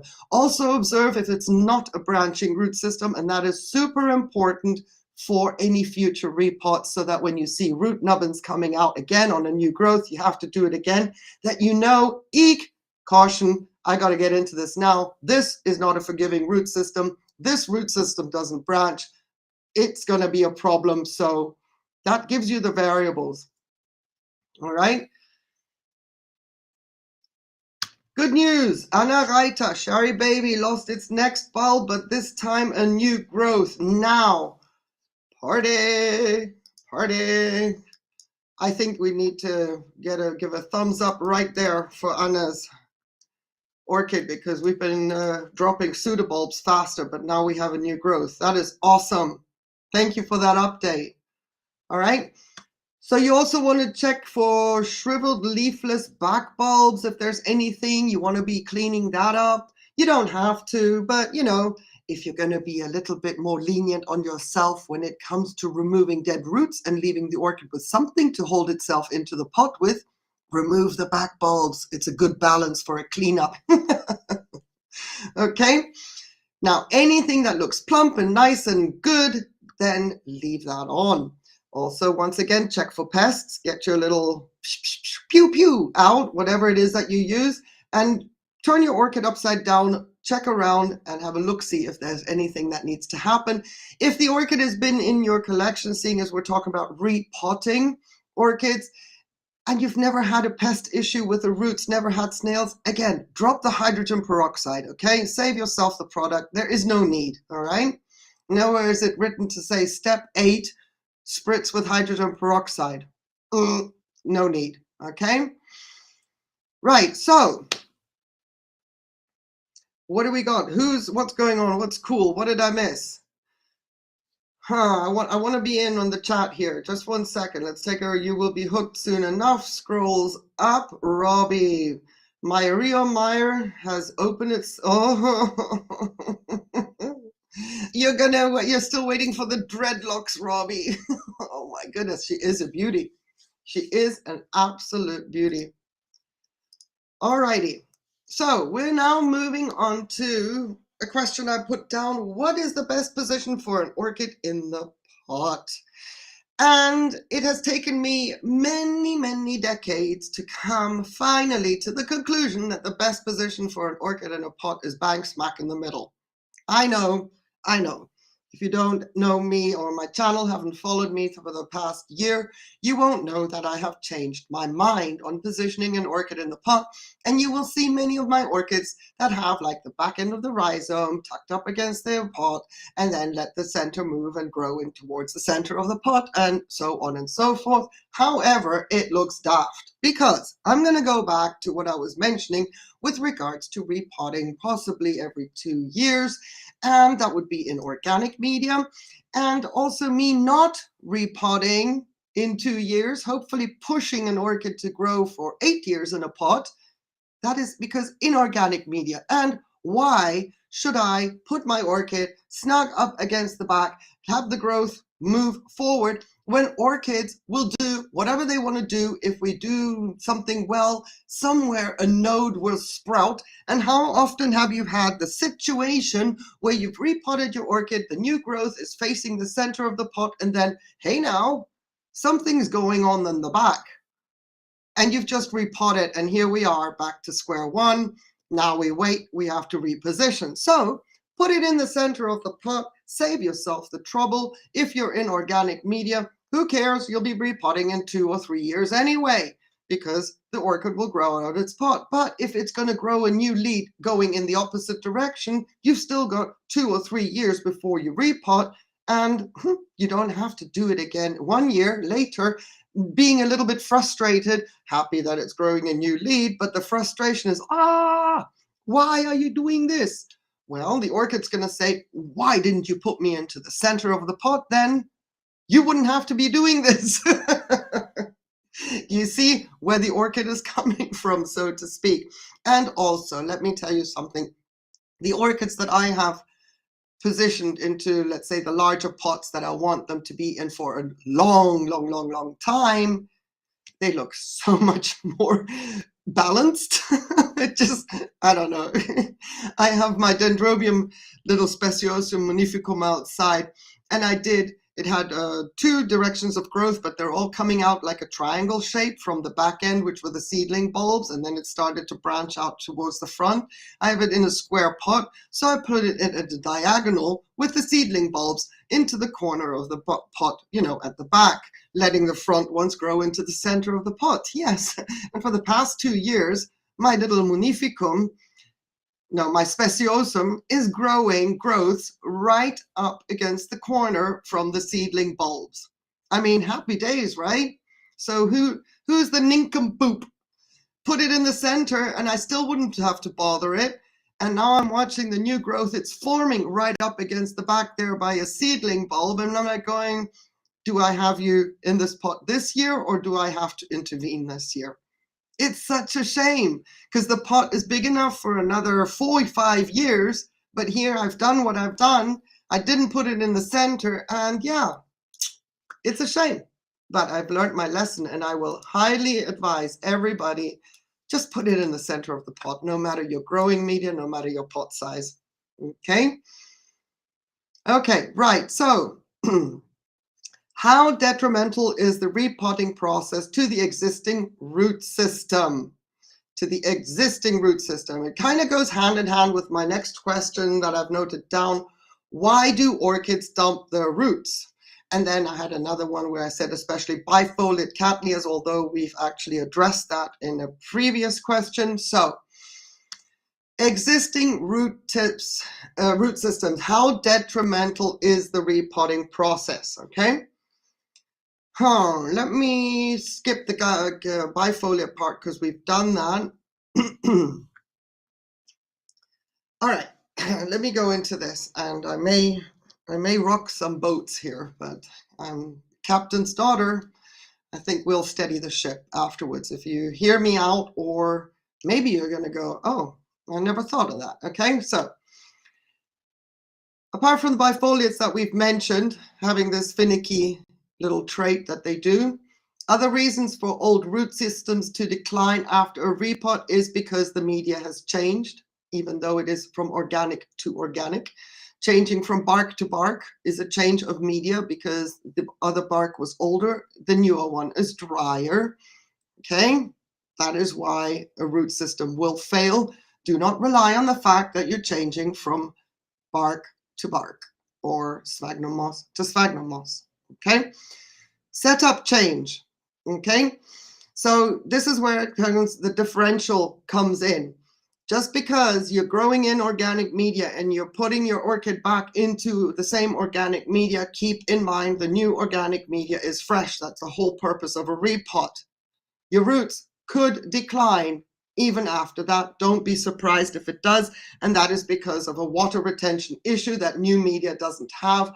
And if you cannot keep up with watering the orchid after a repot in new organic media, then your old root system will decline because it is used to a much, much more humid and wet environment. Doesn't mean you should be adding sphagnum moss if you didn't have sphagnum moss before. It just means you need to be watering a lot more often, even though, because it is new media, okay? Don't rely on the fact you're going from bark to bark. Setup change, of course, that rings alarm bells for everybody. When we do a setup change, and when we say setup change, we think we're going from organic to inorganic. That is not exclusive.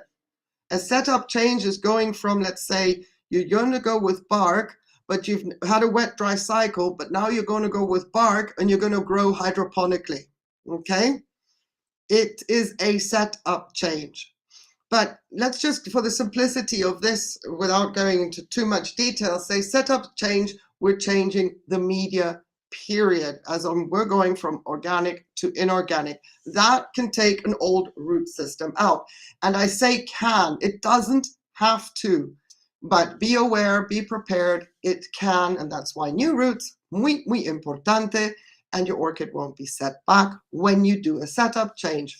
Now, the damage to the velamen during the repot was too brutal, and the bruising will take the roots down once they come in contact with water again. All right. So let me see, as I bring this across, let me ask, no, not ask. I want to hear your feedback as I bring this to your attention and see what you think, okay? And I'm not stepping on any toes, okay? Whatever works, works. This is my opinion. Don't come for me, okay? Many times we are seeing orchids being repotted in such a tight, compact way that you can pick up the orchid together with a pot by holding just the structures of the orchid. Many times we are told the reason this form of repotting is supposedly good is because of the old adage that the orchid needs to be or feel secure in the pot to grow new roots.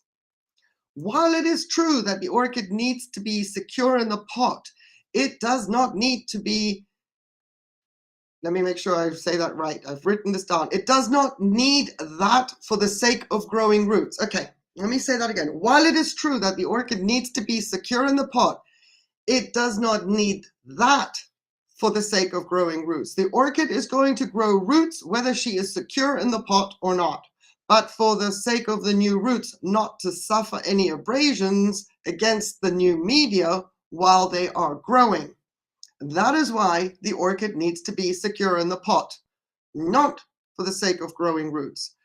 My take on repotting orchids being ever so gentle with the root system when removing old media, okay? When we were talking about best practices earlier on, I was also saying about being super careful, getting the old media off. We don't want to do too much damage, all right? So my take on repotting orchids, being ever so gentle with removal of old media, less damaging, to then place the orchid in the pot, fill with the media and press the media into the pot forcefully, so firmly to ensure stability of the orchid, to me, that is counterproductive. After all the hard pressing of the media into the pot will crush the roots that were salvaged during the repot.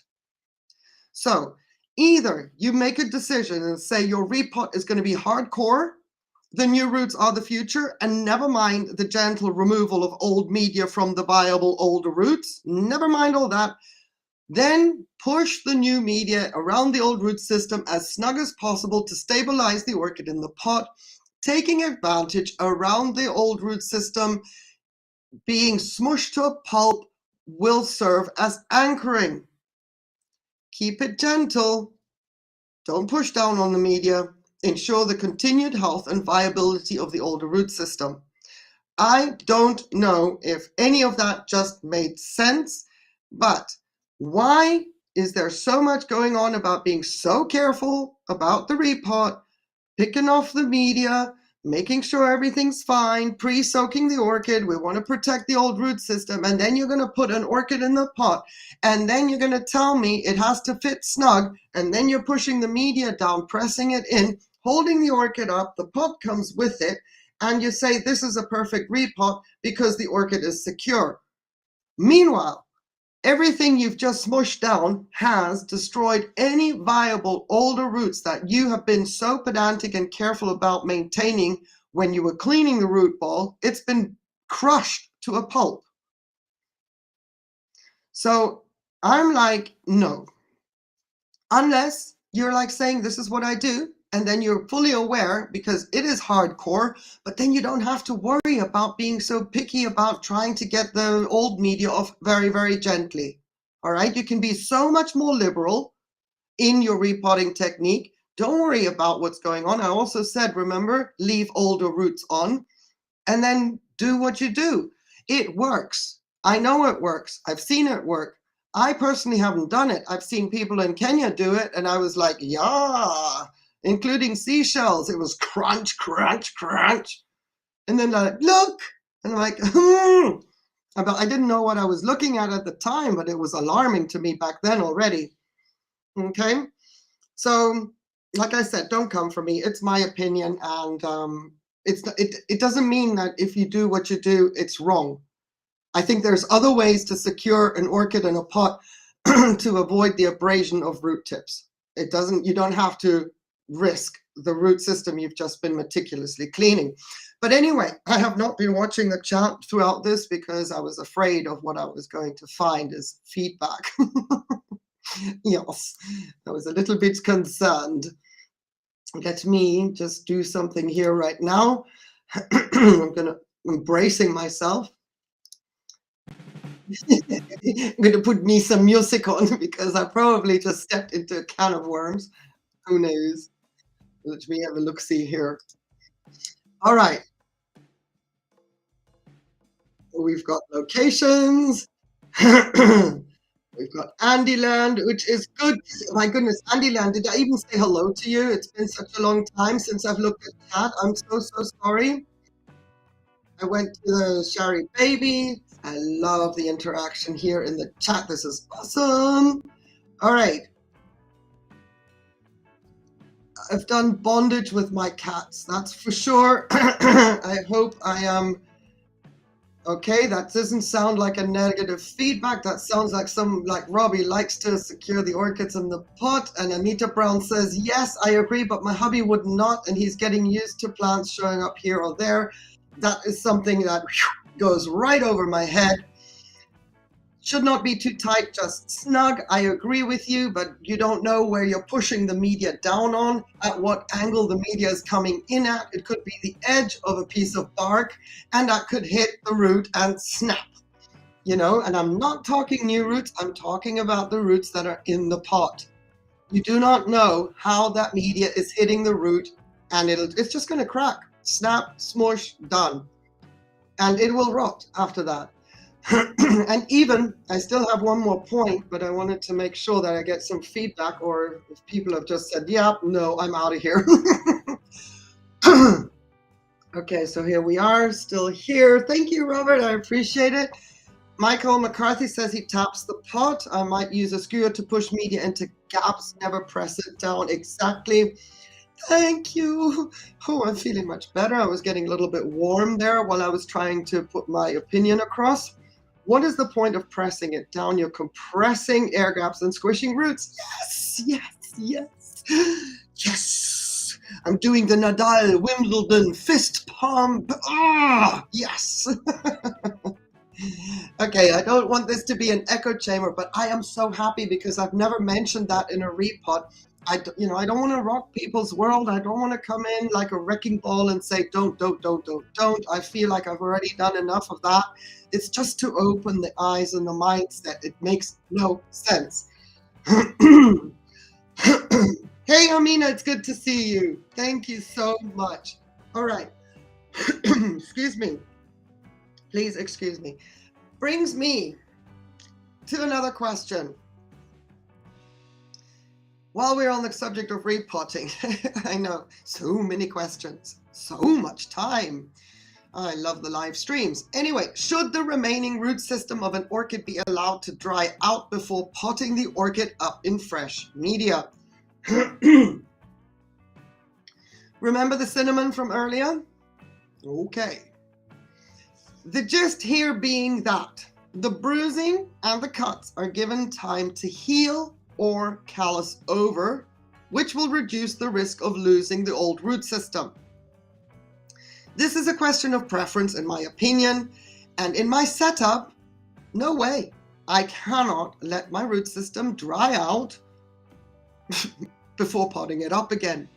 I am in leca self-watering, semi-hydroponics. It is a wet root system. If I let that dry out, my roots are gonna die, all right? My Velamen wouldn't survive the drying period, and I would lose all of my roots. But if you grow in a wet-dry cycle, and let's be a little bit more specific about that, I'm talking a hard wet-dry cycle, not media that is kept evenly damp, as mentioned earlier, but a real, solid, boom, water and then dry, then there's no harm in waiting for the root system to go completely dry and then pot the orchid up. It is not a must though. It won't stop any bruising or some damage to a Velamen from possibly rotting the root out, okay? That doesn't guarantee callusing over the cut of a root that you had to cut off because there was a dead bit at the end, etc., okay? It can help, but it's not a guarantee. It won't save your root system if you do it and think that no harm, no foul, all right? So, if the new media is dry, this is what I would recommend. If the new media is dry, then there is no need to worry about any bruising, rotting out. Everything is going to dry up. The dry media is going to absorb any moisture on the roots, okay? But we cannot control how badly damaged our older root system is when we repot. When we even remove the media, we think everything looks hunky-dory, but we do not have microscopic vision. So the cells will do what they will given how much damage was done. If the root system is a branching one, then at least we can rest assured an older viable root will branch out. As far as the bruising causing rot is concerned, the option is to just just not water for the orchid for a day if you're concerned about possible rotting. However, know that once in contact with moisture again, the damaged areas that we cannot see or judge will eventually rot out anyway. All right? So this is something to take note of, to be very, very careful of if you have a root system that doesn't branch. Remember, I mentioned earlier, get yourself a photographic memory bank when you're repotting and observe the root system of the orchid you're repotting. It'll serve you in the future when it comes to needing to repot or intervene. You will understand, oop, this one's not a branching root system. Here, I've got to be exact with what I'm about to do to it, okay? But you cannot say that leaving a root system to dry out will ensure, or callus over any cuts, will ensure that it won't fail or rot out. Once that tissue comes in contact with water again, it is going to be in contact with water for a significant amount of time. Even a hard, wet, dry cycle is no guarantee that bruised tissue or cut roots won't actually rot and fail and die. Again, new roots, branching root system, you're forgiven, your orchid will not be set back. This is where I'm going to bring the subject of cinnamon in again, because before we were talking about cinnamon, and then there are some people that recommend to put cinnamon on the roots and let them dry out so that these calloused over parts won't rot out. Whereas cinnamon is a desiccating agent. It will take care of the cuts and it'll take care of the bruising, but it'll also take out your root tips. It'll also take out any branching areas from in and around the velamen. So, if cinnamon works for you, you've got no problem. I would like to know in the comments, I would like to know in the chat if you put cinnamon on your roots, and I would like to get a better understanding, because I am not excluding something that works. If it works, I want to know why. Now, my immediate, without having ever done it myself, but my immediate answer to the question why, because sometimes I can't wait for intel to come my way, is it works because people repot because new roots are coming. That doesn't mean that your old root system isn't going to fail anyway. All right? That is my conclusion without having any feedback, any kind of experience about putting cinnamon on roots. But mainly, I would say 99% of orchid growers, if an orchid isn't in dire straits, will repot when they see new roots. And then you can throw cinnamon on the cuts. Repot your orchid and say, there's nothing wrong with my roots. There's nothing wrong with my orchid. I'm like, okay, it's because you've got new roots. Do that with an orchid that doesn't have new roots coming, and let's talk. And I'm not doing that as a challenge to be confrontational. I'm asking just to know. Because if this is a whole thing about cinnamon that has been passed on from generations to generations, and yet it's just a bogus thing because it's okay to put cinnamon on roots, it doesn't make sense to me, but that doesn't mean it can't be done. But then I want to know, because I'm not the kind of person that goes and grow. I don't go and grow like a parrot. All right, explain it, teach me, show me, don't tell me. That's how I kind of operate. And if it doesn't make sense to me, either I try to figure out why on my own, or I just don't do it until it clicks in my brain, if that makes sense. So that's my take on cinnamon on roots. I know somebody that does it. I know they're very successful at it. I didn't dare, one time I asked them and as to why they're doing that, because he was just chucking a load of cinnamon on cymbidium roots. And I was like, I was cringing in my seat, but I don't question people on their channels. I was just asking why.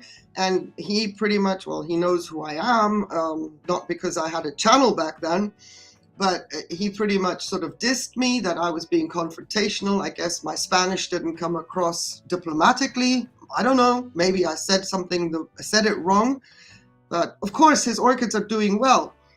And it was a cymbidium, and he had new root growth. And I wasn't being confrontational. I was just trying to understand. And that is along the principles I want to work in my channel as well. Any questions, I do not take them as confrontational. I take them as a person that is curious, that is interested in my methods, that wants an explanation, whether they want to apply it or not.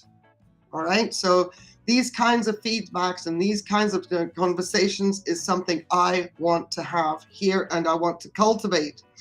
Cinnamon on Apfelstrudel all the time, every time.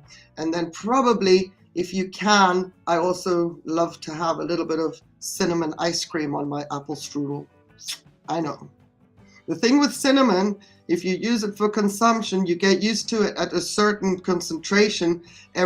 You start to need more and more and more of it to get the same effect as if you used it the first time. Yes. I like my cinnamon a lot. I have cinnamon in my hot chocolate. I have cinnamon in my coffee. I do not put cinnamon on my roots, but that doesn't mean I wouldn't do it in the future if it made sense. Because it is, after all, antibacterial and antifungal. Let's not take that away. We put it on cuts for a reason. All right?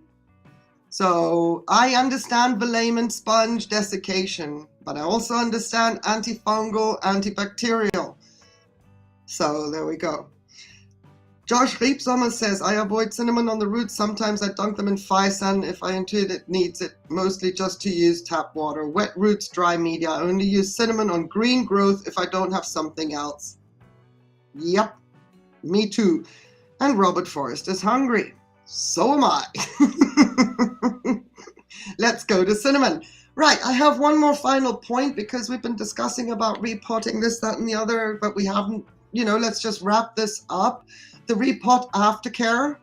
Hello.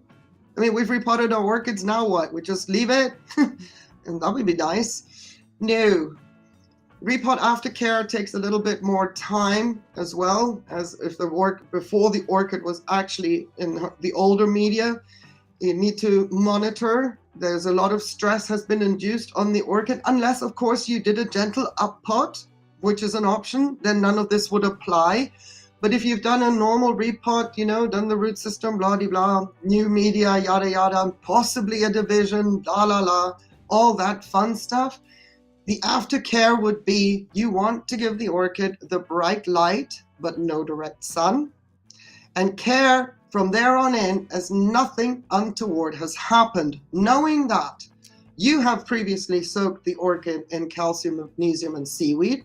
That will tide it over very, very well for at least a week. If you're on a wet-dry cycle and your orchid is in active growth, which she should be because we're repotting when new roots come, that is active growth, go ahead and fertilize as if nothing has happened. There's no need to wait a week or 2 weeks, whatever, to fertilize, all right? Your calcium and magnesium is going to serve its purpose until your next watering or fertilizing cycle, depending on how quickly your orchid has dried out in a wet-dry cycle. But if it's been quite a stressful repot, if your orchid is established in your collection for, let's say, 3 years, and you've had her in the brightest of light she can handle without burning the leaves, a repotted orchid, even established in a collection, should not be exposed to those kind of conditions. It is a stress-inducing factor after already having undergone a stressful situation. So be kind to your orchid for at least 4 weeks, 6 weeks, I would say. Treat her as if nothing has happened. Fertilizing, watering, continue, same rhythm as per usual. Just take her out of the brightest light that she can handle. Turn it down a notch. And that is why I mentioned earlier with the magnesium, it's going to do the orchid a great, great favor to have that magnesium in the CalMag soak, because it's going to boost the photosynthesis capability of the orchid while she's in a little less light than she's normally accustomed to, but she will thank you for it. Promise you. All right. Tricia's Orchid Life. Hello. Yay. Listen while you work. Water. Well, not quite. That was a little bit of a Snow White and Seven Dwarfs attempt. Do do do do do do do. But water has 2 syllables, so didn't work. Sorry. It's good to see you. Hi, hope you're doing well. All right, so that would be it with regards to the aftercare. No biggie. And the same thing is if you're going into the inorganic media, if you're in semi-hydroponics, flush the dickens out of your pot. All right? The more water you pour through your pot, the more oxygen we're bringing into the root system, into that root ball, and then we're going to pull the oxygen down. We're going to pull the roots down into the damp media and flush until those roots are nicely in that new pot. Flushing is not that important when you're growing in the organic media. Aftercare after a repot. All right, you have your flushing regime with your watering regime. It all goes hand in hand. But with inorganic growing, if you're moving to semi-hydroponics, every time you repot, even if your older root system is established as a semi-hydroponic root system, flush the dickens out of your pot. And that's much more laborious. I would say every 2, maximum 3 days, depending on the time of year, depending how hot it is, what the temperatures are like. You need to make sure that there's oxygen going through the pot, because now also the velamen that was in there before, all nicely snug tight up against some leca or whatever media you're using, is now much more exposed and can dry out because you've probably removed some leca to create more airspace, more oxygenation, gas exchange. It's more exposed, more vulnerable. You want to keep it down. Just keep flushing, all right? That's the one downside about semi-hydroponics when it comes not just to repotting or transitioning, is the flushing in the first month to 6 weeks. It is paramount. Now, I say in my videos to flush for 3 months, all right? I go overboard with what I recommend in my videos because I know that the novelty can wear off very, very quickly. It's all fun and games when you start. It's new, it's fun. Anyway, I love flushing, but that's just me. Life gets in the way. So I always say for the first 3 months after a repot or a transition, flush to every second day, every third day. However, you just heard me say 4 to 6 weeks.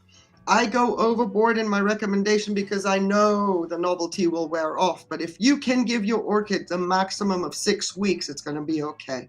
It's the best care you can give your orchid, okay? So, Julie's son says, my husband's suggesting to me to add an aquarium bubbler to water wells in my pots. It's not a bad idea, actually.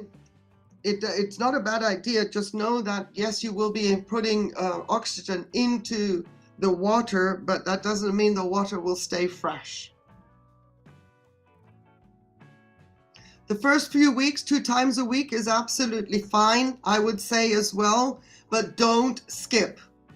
And if you can do it 2 times a week, it's pretty much the same, all right? Every 3 days, if you go through the week, every 3 days is 2 times a week. Just don't skip is all I can say, all right? Robert Forrest says, I've used air stones in the bottom tray of my case and water with CalMag. Whoops, I've just jumped a comment. Hello, eyes. Jackpot. And it does raise humidity. Yes, it does. I don't know how to with the number of orchids I have. Yeah, and the noise is going to annoy you very, very quickly.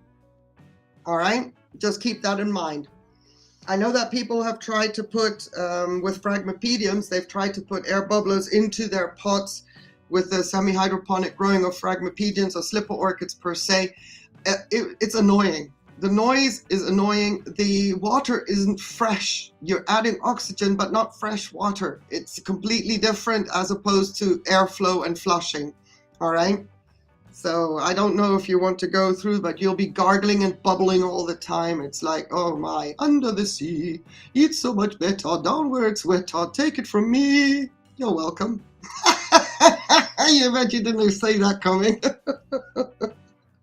Okay.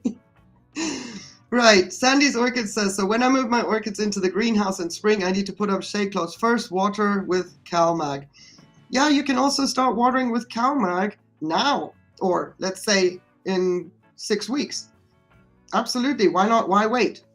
Get them ready for what's coming. It's so much fun. You would never sleep. I promise you, you would never sleep.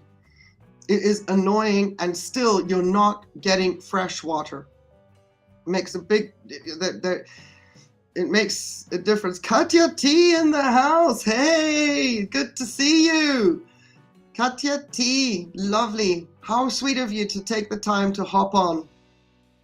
It's a city bus here while I'm still yapping away. Hop on, hop off.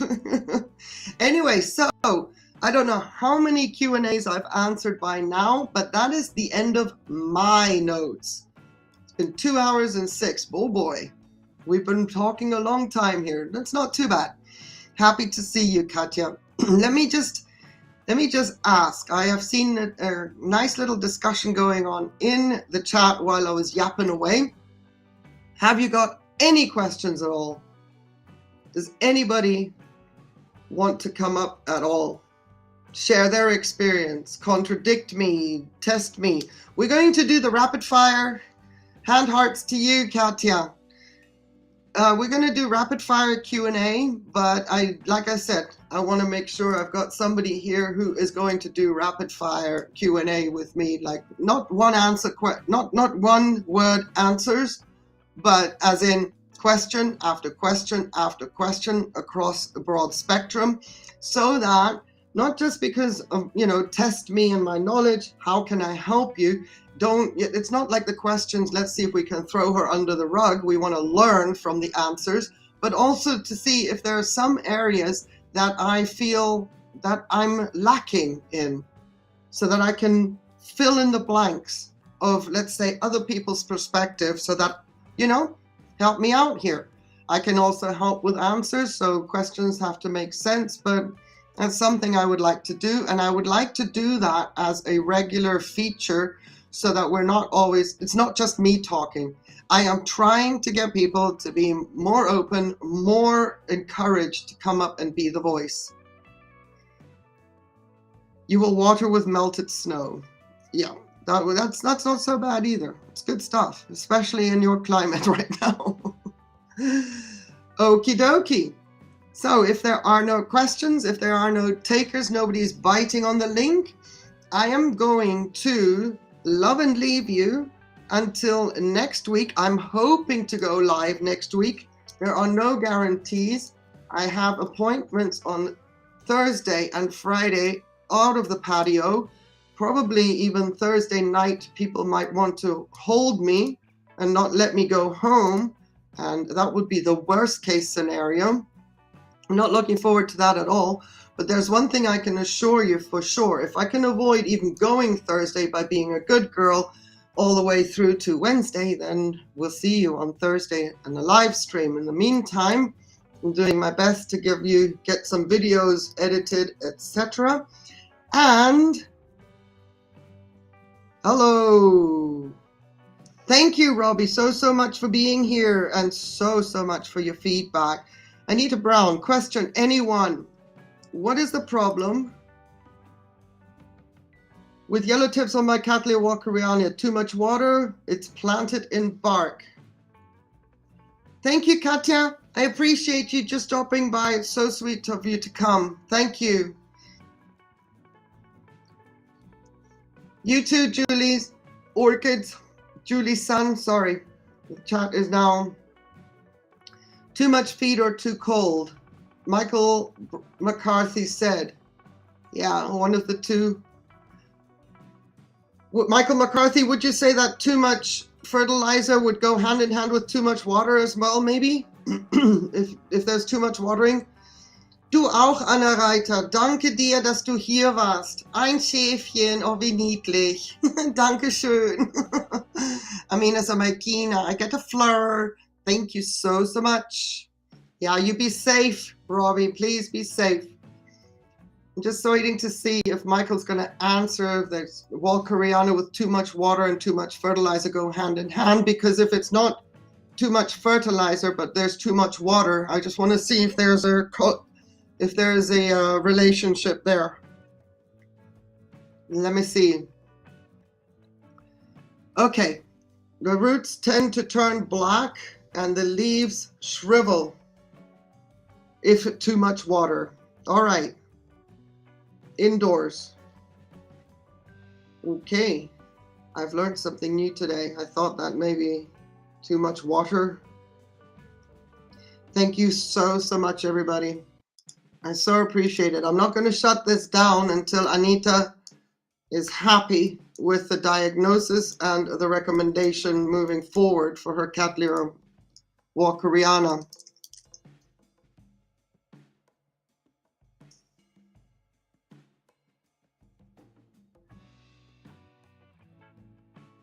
Possibly over fertilizing.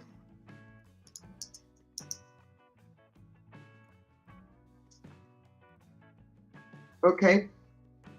You have active growth and all of that is in place. Active growth. And has this happened before? I know that we have a time lag, so it all sounds a little bit staggered at the moment.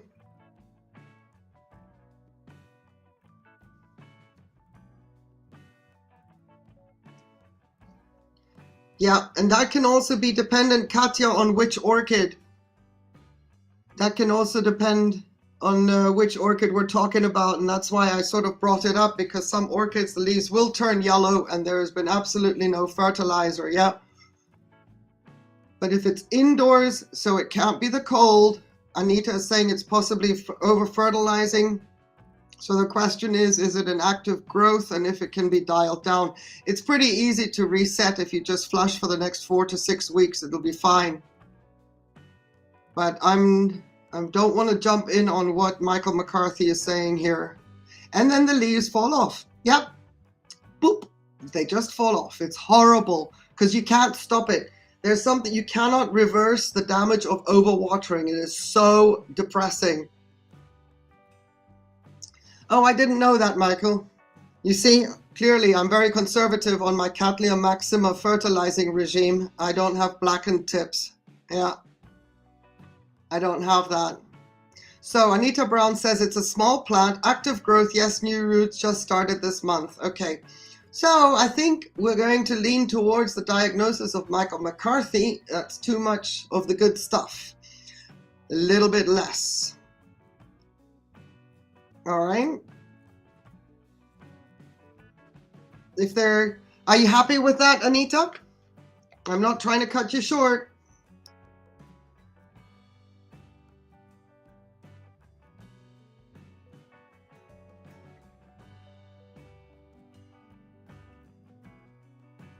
Oh, Michael Wong. Not at all? Okay, I give mine 300 parts per million. That is interesting. Probably have superb light levels. It's getting enough photosynthesis. It's probably got happy sap dripping all over it. Wow, that's super interesting. And it's spiking again. That's fantastic. Gotta love Maxima, man. Absolutely adore. J'adore Maxima. Maybe the extra kelp? That would be interesting if extra kelp makes the leaf tips go yellow. Okay. Okay, well, I'm glad. Like I said, 15 hours. No wonder your orchids are going on nuts on the happy sap, Michael Wong. Wow. Yeah, me too. I would be oozing with 15 hours of lights. And my Maxima that I was gifted is also starting a new growth. Ooh, I'm so happy. Trish's Orchid Life. I'm so happy. Oh, so pleased to see she's doing well. That's a nice little new growth as well. That's great news. I'm happy to hear that, Trish. Fantastic. Every day. You don't give your orchids much rest, do you? 15 hours. 13 and a half is what they sort of say, you know, is the happy medium. 13 and a half nights and 13 and a half days and then intervals. So the nights during the winter months should be 13 and a half, and the nights during the longer days of the year should be 13 and a half.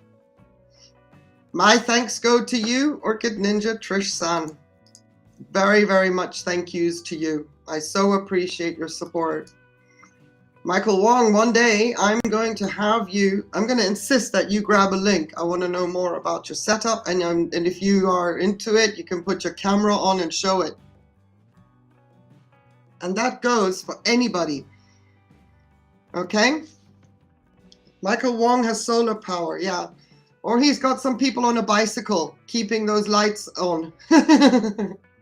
You know, like they have in the cartoons. We had a cartoon in Kenya about mosquitoes on a bicycle just to keep the lights on, because we always had power cuts, and they used to make fun of that. Michelle Fucarino, thank you as well. Very, very much for being here. I so appreciate it. And Michael and Robert and anybody else, you have a voice. You will get a link. I love hearing about your setups. It fascinates me. I'm only trying to use X-ray vision to get a feel of what you're talking about. I think it's amazing. And I would, okay, 80 on hydro. All right. So if you ever want to come up, you are always welcome to email me, and we can arrange a day. And if you need to get comfortable with what goes on in the background, then please make sure that we can get up to the stream early. We can get familiar with the studio in the background, and before we go live, you'll be well and settled in, and then we can talk about it. All right? Okay, Josh Liebsommer, thanks to everybody. I'm going to call it now. Have yourselves a wonderful rest of your Saturday, your weekend, as a matter of fact. On that one condition, though, that you please stay safe. Take care. Bye.